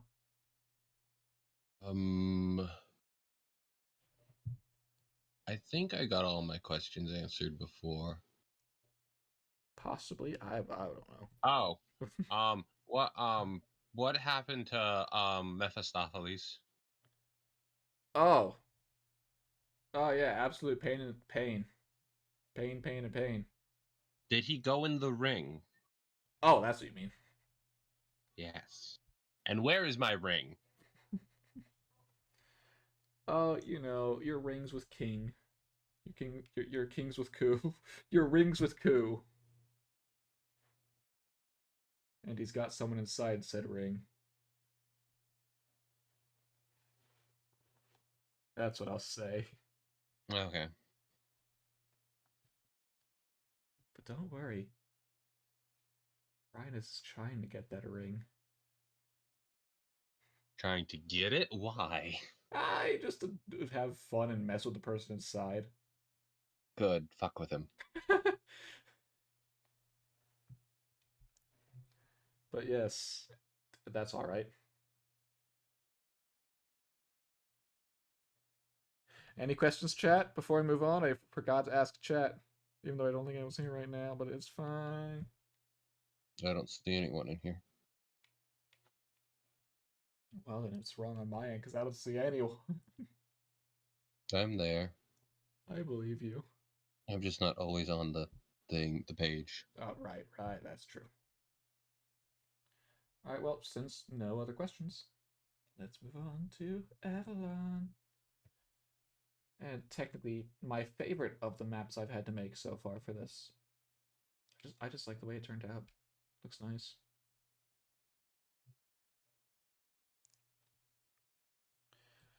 Okay, I have yet to talk about anything in Avalon, so let me look at notes as a good starting point. Because this is where I really get to start talking about things that I haven't yet to say, other than part 1 stuff. Oh, wait, no, there was one more thing. One more thing with Akiba. As I scrolled too far, because I realized I never talked about Benny Enma. And no, Benny Enma's box of luck that I meant to have as a thing. Wait, did I talk about it last time? I might have. Either way, talked about it to us at some point. I know I mentioned it to you, but I don't remember if I mentioned it on the Talking Fate for Akiba. I might have, might not. Either way, I'll say it again here. Benny Enma was supposed to have a box of luck with fortune strips. Once a day, someone could take a strip, or anyone could take a strip, and roll a d100. Based on the number rolled, something would happen, and you would either have good luck or bad luck. 11 to 90 was just average luck, nothing happens, there is no effect. 6 to 10 is bad luck, 91 to 95 is good luck, and they are either advantage or disadvantage on all checks and saves for the rest of the day. Terrible luck or great luck was either 2 to 5 or 96 to 99. You gain or lose a +5, aka plus or minus 5, to all checks and saves for the rest of the day. You could think of it as better or worse than advantage or disadvantage, but I think a flat minus is sometimes worse than just disadvantage. It can be. Exactly. Alright, and then 1 and 100. 1, just give up and die. And 100, just go for it. You either automatically fail or succeed all checks and saves for the rest of the day. It could have been neat. No idea if anyone would have used it, but I completely forgot to say it existed, so it might as well have just not existed. Yeah. I also have no idea if I wrote it in her sheet, so I had to. Now, Arc 4 Avalon. Where do I begin? Oh, let's start with Holmes. Because that was not supposed to happen. Yeah. My idea with Holmes, originally, yes, he was going to be Moriarty. Was I doing it because people suspected that the Holmes in Grand Order was Moriarty? No. No, I didn't actually think that Holmes was the traitor. He sort of was. Sort of. In a way. Don't actually know if that's the one that the Chaldean was referring to, but I think maybe. That's all I'll say on that. If you haven't seen Trom, see it for yourself. Watch it for yourself. Play it for yourself. Get a translator if you need. Either way, I was going to have Holmes be Moriarty. It was not going to be Ruler. It was just going to be Archer, but just a different class. I don't actually remember what class it was. I think that one was Archer? No.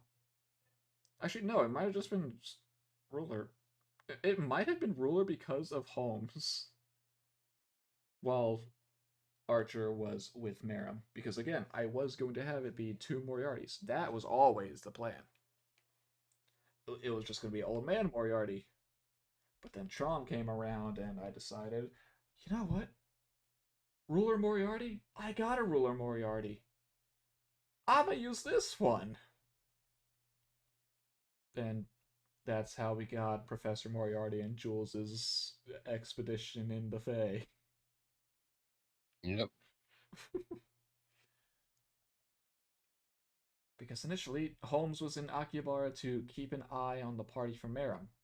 Meram knew about the party since the Land King, and so Holmes was there, staying behind to keep an eye on them.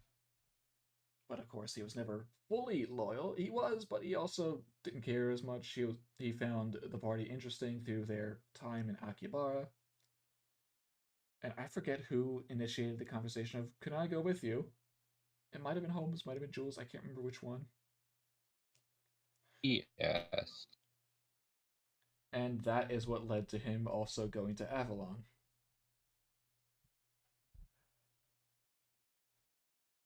Ugh.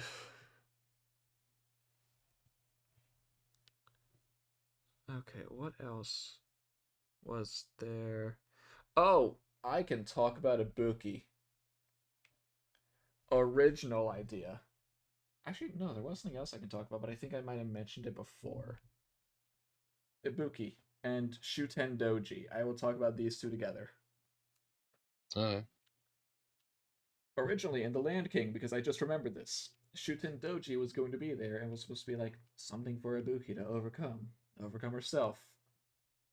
I scrapped it at some point. I don't remember why.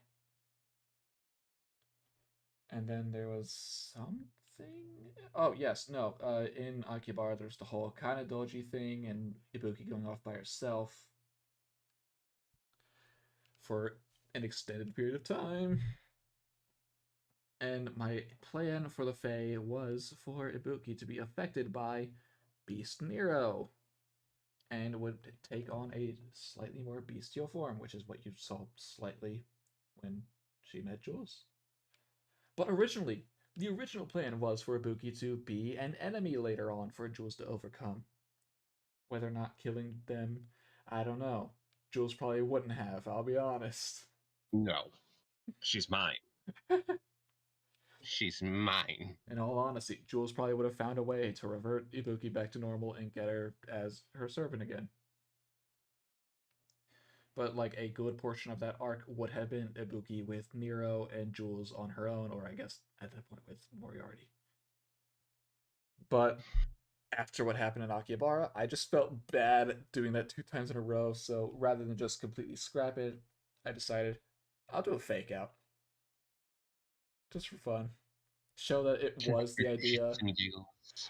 Just show that it was my idea, but I'm not sticking with it. And we got what we got.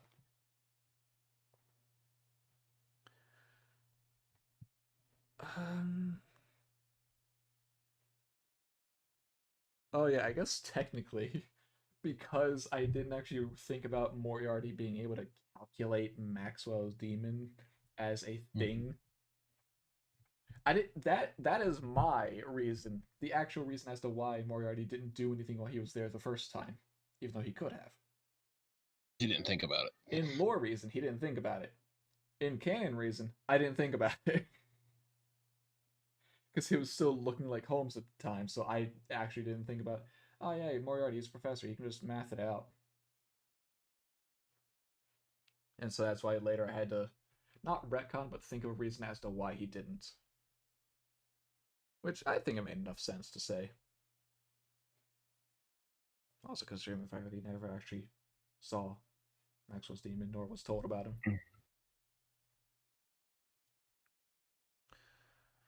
Oh, God. Oh, actually, no. I wrote it down. I wrote down the whole thing for Ibuki. Here's what it actually was. Ibuki is being affected by a changed Raiko's presence, turning her into a more godlike form, akin to her lost about self. A full adult broken off from Shouten who is capable of mass destruction. Undecided who she will face besides Raiko, maybe Jules and Melusine. So yes, that was. Oh wait. Oh God, yeah, I've changed a lot now that I look at these notes. Jules and Melusine will be tasked with dealing with Maxwell somehow, as they cannot leave the swamp as is. I just straight up changed that. Yeah. It is a location that has secrets stored within only she knows Albion's remaining powers. And then there's the whole Kama being quote-unquote killed by Meram. Like, technically, Meram was there. Meram could have been fought by you guys and ended there. Did it happen? No. Could it have happened? Realistically, no, but possibly. And that was the thing about it. This arc was supposed to look like the finality. Yes, That up the until... finality? No, the finality. Not the finality. Finality? Yeah. Okay. Like the end is approaching. Yes. That this would be where everything takes place, where all final battles will occur, up until the party is actually able to deal with said things, in which case the final battle just decides to leave.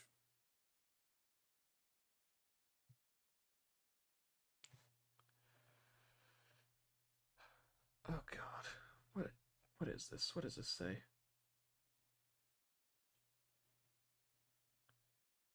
Ah, yes. I remember why I messed up something. Because in my notes, I had that Boars... well, in my notes I had Boars because they weren't Titania at the time. Would fight Nobunaga. And Wick and Bargast would fight Okita Alter, aka the Modern Saber. Which is why I put them where they were for the first time, later realizing I changed that at some point. So there you go, that's why that happened. That even I mess up a lot. It's not uncommon. If you've watched any of the streams I DM in, it is not uncommon.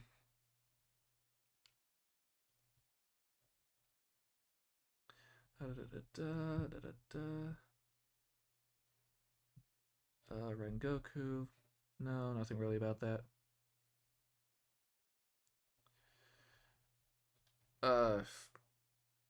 No, just being a doppelganger. That is the fairy that, or not fairy, but folklore fairy that she is. You know what I mean? Yeah. And then my notes about Noah and Noah's Ark. Yep. That was in my notes before they revealed it. Hate me for that.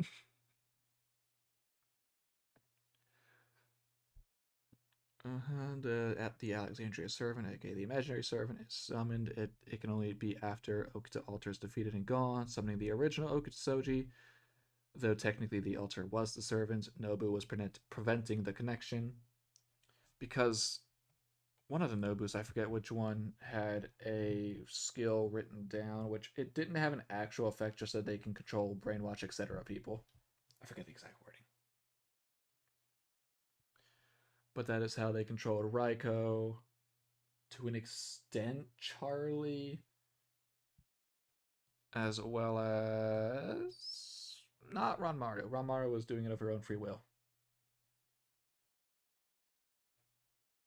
I feel like there's someone else who's not the one I'm mentioning now. Okita. No. Oh, that was how she was controlling the Greek sisters, the Amazon sisters, Hippolyta and Penth, until they were broken free by McLear? Either her or Arthur. I can't remember which one. Might have been both. No, it was just McLear. I remember. Yes, my memory, it's horrible. It's coming back to me now. My memory, it sucks. I've remembered that I can't remember.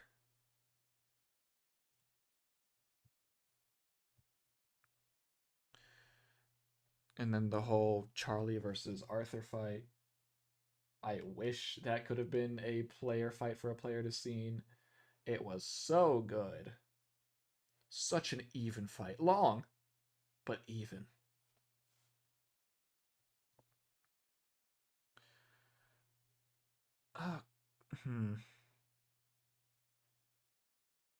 Okay, technically, what I did with Morgan in that fight, in the fight against Morgan, I only did it because I got the idea after Wick going into the past. I only thought of it after I had seen, wow, these two Morgans are really different. I mean, they have their reasons, but they are just so different. And so I thought about, what if there is a Morgan for the past, present, and future? Nah, that's stupid. One of them is Vivian. There we go. And that's how it came to be.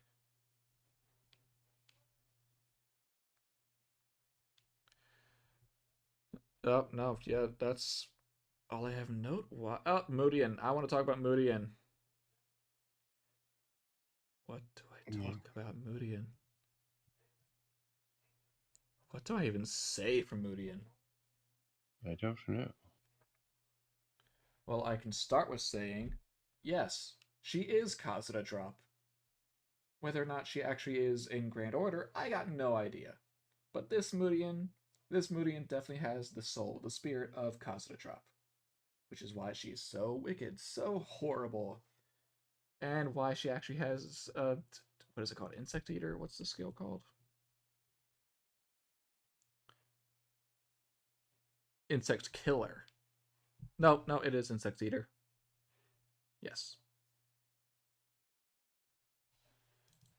Even though technically, it's only supposed to be a skill that allows her to eat the Sakura 5.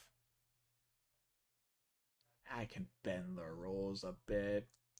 I can make it set to... I don't even remember what I made it end up being. Did I even give it a phrase here, or did I just leave it blank? Oh yeah, no, that's just blank. And then, yes, the hint that she was Kazura Drop was the ability that I don't think I ever said on stream, data not found. I don't know if you said that on stream. I don't think I did, because I know I said it to at least Scott when I was just talking to him one night. I know you said it to me too. Maybe both of you want to call. I didn't remember.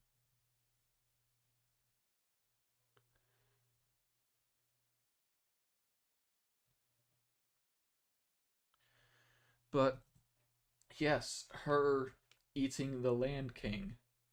Sky King. Ugh. As well as the guardianship of Nobunaga. Does that affect things? Yes. Honestly, yes, it does. Am I going to say what it affects?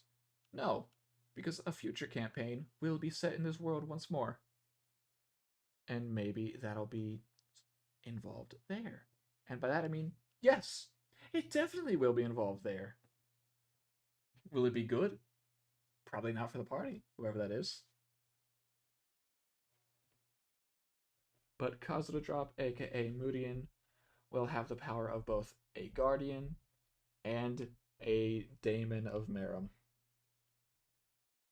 Now, could you stop Moodian by just simply killing Merum? Maybe. But the current party, did not kill Merum. Merum is alive. He might not be in the world, but he's alive. Now, when they get back to the world, will that change? Maybe. I don't know. I'll think about it. I'd have to really think. Because remember, it's only been a week since the campaign ended. I have not fully thought out everything. Definitely not for the next campaign in this world, because that's not for a long time. Not for a long time. But that is... Looking back to make sure I didn't miss anything. Oh, yes, Merlin. What do I even say? Was Merlin really there? Did they ever leave the Garden of Avalon? Debatable. Which Merlin really is it? Is it female Merlin, the prototype Merlin, who has the Garden of Avalon open to all in prototype, where anyone can leave, anyone can enter?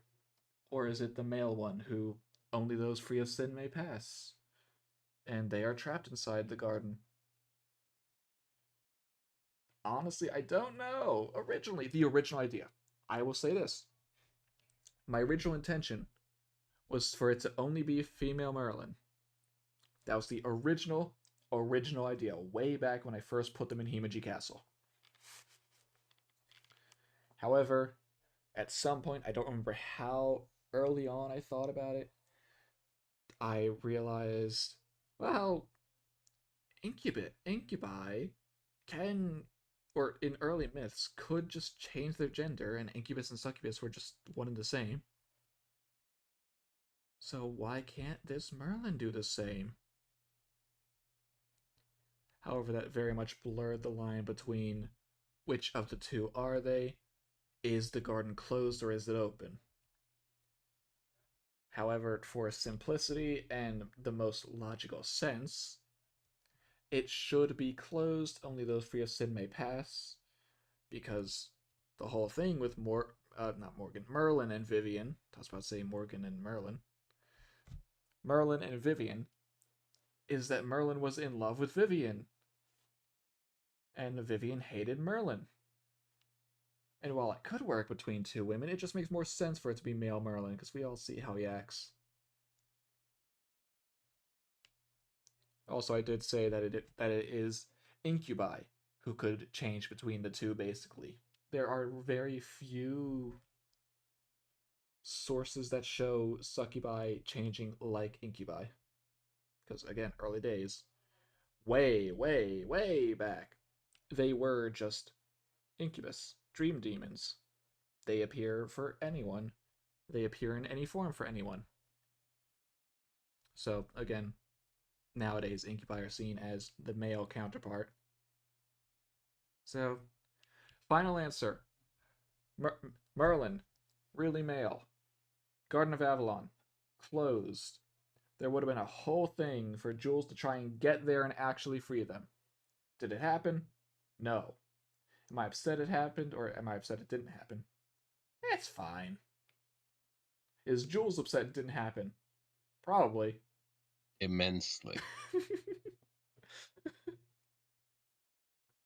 Devastated. But would you have been even sadder if it was open the entire time? I don't know.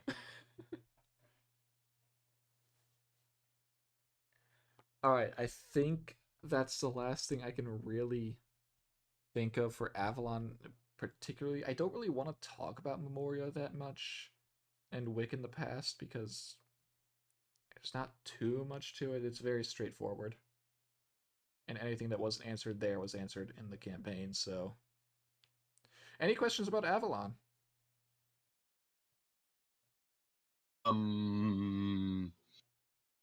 Because this one is definitely one I've not answered everything for, I can tell. Yeah, but I don't think any of the main things that I cared about, I think, got answered. Also, I do want to say this for people who just watch this as a VOD. If you have any questions, type them in the comments for any section of this. I will try my best to answer them if I do have an answer, or if it is something I've answered before. I will say, look at this section, or answered in stream, or I've said this in a stream, but here's the answer, is how I would probably end up doing it anyway.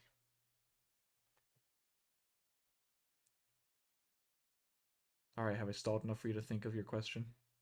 I can't think of any. Okay. And I want to look through my notes one more time.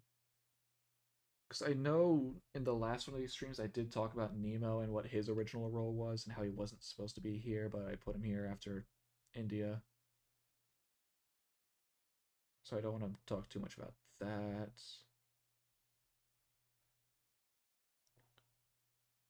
Oh, yeah, it's a small thing.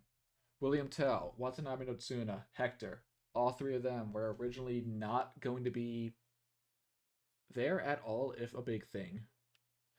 They were later additions that I actually didn't even put in until the arc had already started. But one scrapped idea I did have was that Hector was supposed to be Achilles. But that was supposed to be for a player who was no longer a part of it. Sad. No Paris versus Achilles. Wait, no. No, wait, no. I'm wrong. I changed Achilles to Hector because of Paris. Yes, there we go. Achilles was supposed to be there originally because of Penthesilea. Yes, I remembered. But lucky Penth, that never happened. Yep. And now on to the finality. The finale. The I lost my thing.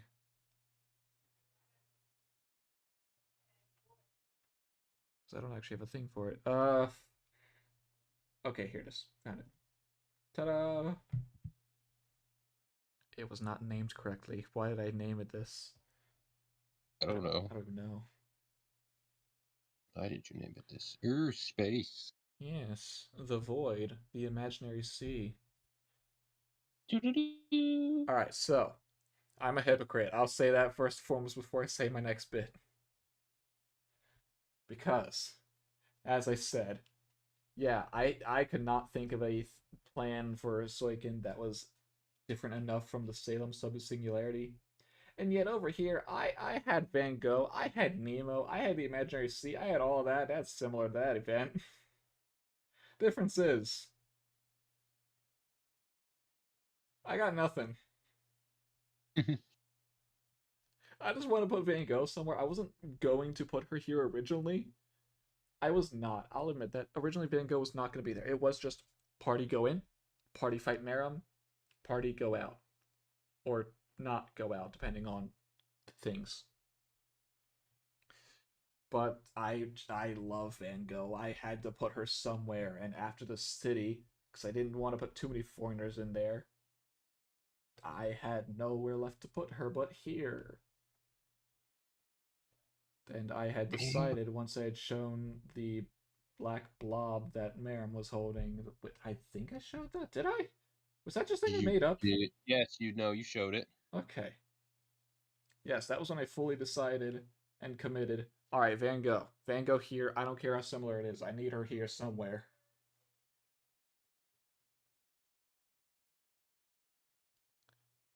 But at least they acted different. I don't even know, actually. I have not looked at that event. I'll see later this month if it's similar, actually. I mean, I know there are some differences because it is just the Nautilus in the Imaginary Sea compared to the Nautilus arc. And that it is more so Volthum who is the final enemy and not Van Gogh. Otherwise, it's pretty similar. I'll admit it. I don't like it. I wish it was more different. But I mean, next campaign I couldn't use Van Gogh. For reasons I'll explain another time. So, I had to do this. It was basically now or never. And yes, Nobunaga was supposed to die with the Land King. On the Land King. The Sky King. My god, me. Stop with the land, we're in the sky. Nobunaga was supposed to die with the Sky King. They were instead slapped with a talisman and sucked. Good old slap and suck.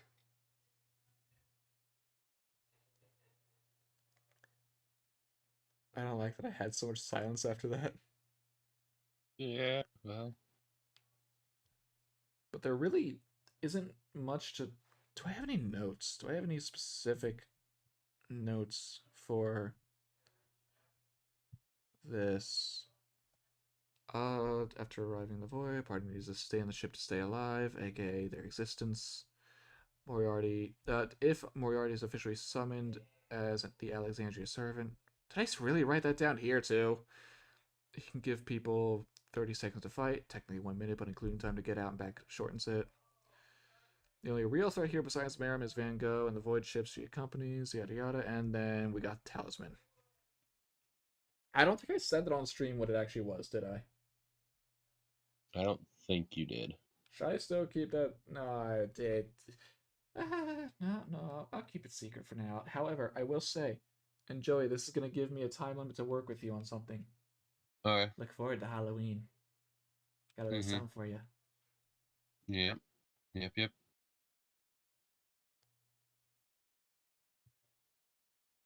Wait, isn't Halloween on a Monday? Let me check. Yes. Tis on a Monday. Cool. That is not a day that anything else happens, so I can have something be going up that day. That's fine. Okay. Whether or not the next campaign starts then, I don't know. I'll see. Next campaign should start late October, early November, so maybe that week. But yes, Jules and Kama are now connected to something else. They are no longer a part of this world. Yep. And I do feel like I should say, the rest of the party, plus Meram, and everyone else who's on the ship now, that crew, will get back to that world. I just have not rolled to see when and where. Because again, time and space, they are outside of existence. Astarte will help with it, but there is only so much that can do. Do they get back in the far future or the far past? I don't know. That would be really weird if they go back in. Oh god, that might fuck over the servants if they go back to the past. Depending on how far back they go. Well, okay. Technically, servants can come from the past, present, or future, as we have seen with Emi and Stay Night. No. I mean, if they go back into the past, the world won't be monophil. Oh, yeah, you're right. But they would... I'm not saying because they can appear or whatever, but you get what I'm saying. You are... Oh god, you're very much correct. The only thing that would survive would be probably, of the servants, it might just be Nicolette, Ibuki, and Ibaraki. How about everyone else who has a master? Well, yeah, I was going to get to that, those who have masters. Could have just said that instead of your own. Yeah, I know. Even though those three technically don't have a master. Technically. I still have the last command seal. Do you? I do. Or I should. I didn't use it. Don't fuck with me. I still have it. We'll see. I actually don't know the answer to that because we haven't worked on that. I know, but don't take that from me. I will be very... Don't do that. We'll see. I don't know. I don't want to think about them going too far in the past. Yeah. Like, at most, I'll probably make it be 1,000 years in the past or future, but either way, it's fine. I don't want to think about them in the past. Yeah, because that can have ramifications. Oh boy, new campaign. It's the same thing. Yeah. The first thing Ibuki does is go to the library, tell Jules, "Don't leave," and leaves. Never leave this building.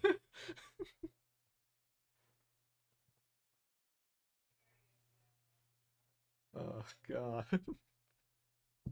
So unless I'm missing anything, any questions for this or technically overall that you have? I don't think so. Nothing about particular servants, nothing about people's motives or who they are. I don't think so. I can't think of any off the top of my head. Okay, allow me to stretch as I wait for comments if any come in. Not seeing any. And one slight thing I do want to mention. Was Kama affected by Lobo? Was Kama affected by Lobo? I'll be honest, I didn't think about it until I started talking about snow and ice. So, maybe. Probably Possibly. Not, but maybe. They had a little wolf head on. Yeah, I just like the art. Just like the art, she wasn't gonna be the fire aspect anymore, so I wanted to do something else, and snow seemed fitting. However, I also was possibly thinking of just doing the actual Avenger Kama, but it just seemed weird to have her be in a swimsuit. Yeah. So I went with that. Just the 7th anniversary art, because it looks nice. Redrops art is always nice. And yes. I mean, it was nice enough for me to make a version of it my profile picture for a time being on Discord. Mm-hmm. And that pretty much, I want to say, covers. Oh, that. Oh God, I completely forgot about something. Hold on, I'm going way back in time. I want to talk about Anna. Anna. Surprisingly enough, I actually want to talk about Anna. Red Hair's master. Yeah. So, God, did she go on a journey of development way back. The first thing I came up with her was the idea of her. Of course, have the idea first before anything else. And then I drew her image. But at that time, her name was Jane. And she had a completely different personality from what she has now. And at some point, I have no idea when. I don't even know when I changed it. Sometime after I drew the art and wrote down my notes for her, but before I put her into Roll20. Sometime between then, I had decided on changing her name to Annabelle. And then the name Annabelle was never spoken, it was never written down, it was just Anna.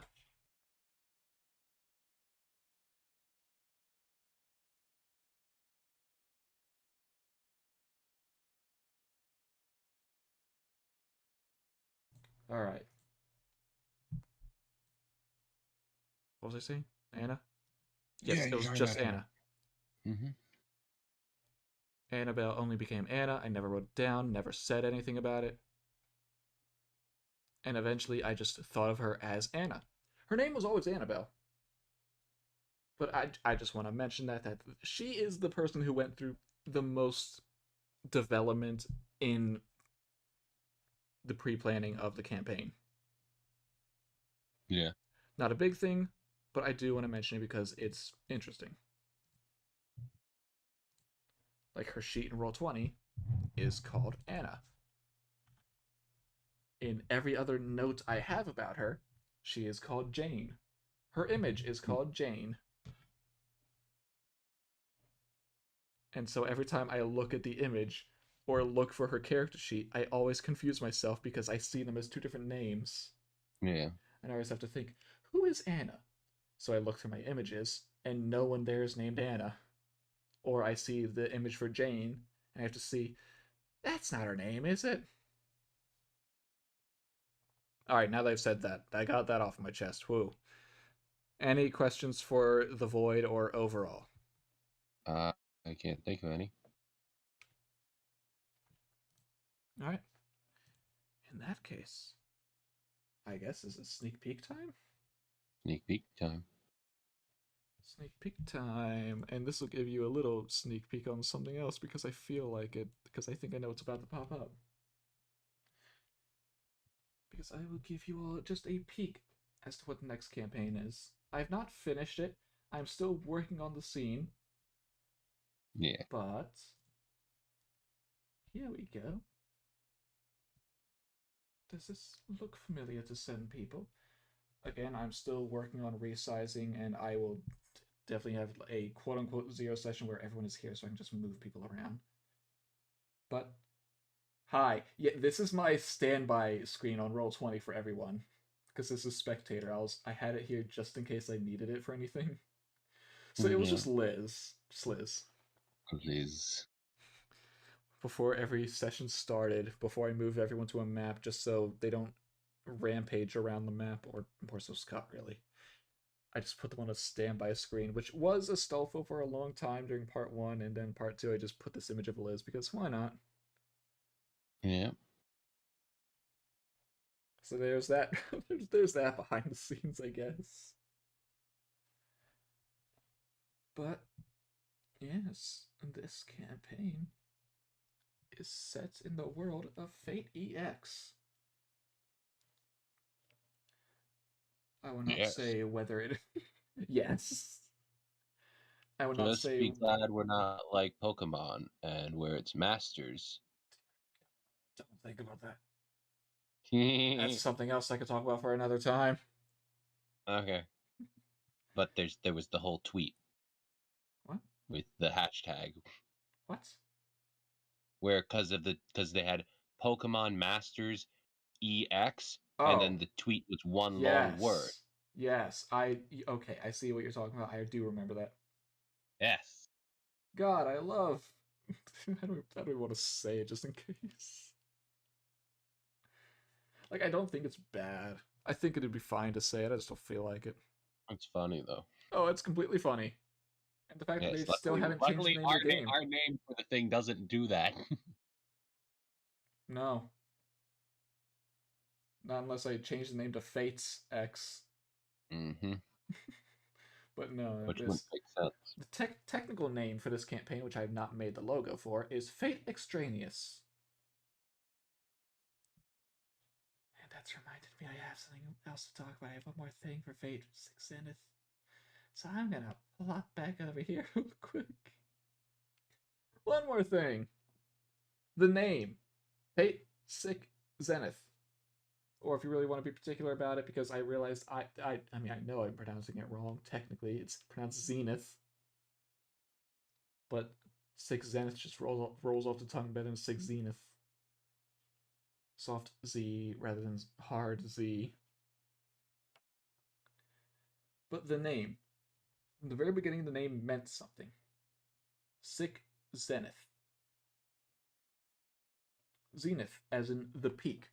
And again, this was slightly poked at or mentioned in the quote before the final battle. People are at their weakest when they are at their strongest. When they believe they are unstoppable, that is the only appropriate time that someone can really defeat them. 6 Zenith, the weakened peak. That is why it was called this. And so I'll leave you with this as the ending for this stream. Why is this one going to be called Fate Extraneous? You could think, what does extraneous mean? Or you can think, why? Again, as I said before, I will do an entire stream more about this. But for now, this is where I'm going to end this. Again, post any comments you have, or post any questions you have in the comments. I will try and answer whatever I'm capable that I have not already answered. Don't just spam questions I've already answered. That'd be stupid. Or if you're Scott, don't comment in the comments because you could just ask me. I feel like you would just mess with me. Mm-hmm. But look forward to that in the next few weeks. The hiccups. Oh no. The reveal stream for this, it will be far shorter than this stream was at 3 hours. Just like a mini thing, maybe an hour at max. Once again, saying that the game is called Fate Extraneous, as well as showing hints and bobs here and there. No one is named Bob. Sad. But that will be all for this. Any closing comments, Joey? I don't think so. Alright. Then thank you all for joining us here. I will say one more time. Thank you all for watching through Fate 6 Zenith. Or if you have not, if you do plan to watch through it, thank you in advance. And I hope to see you in the next campaign. Until then, goodbye.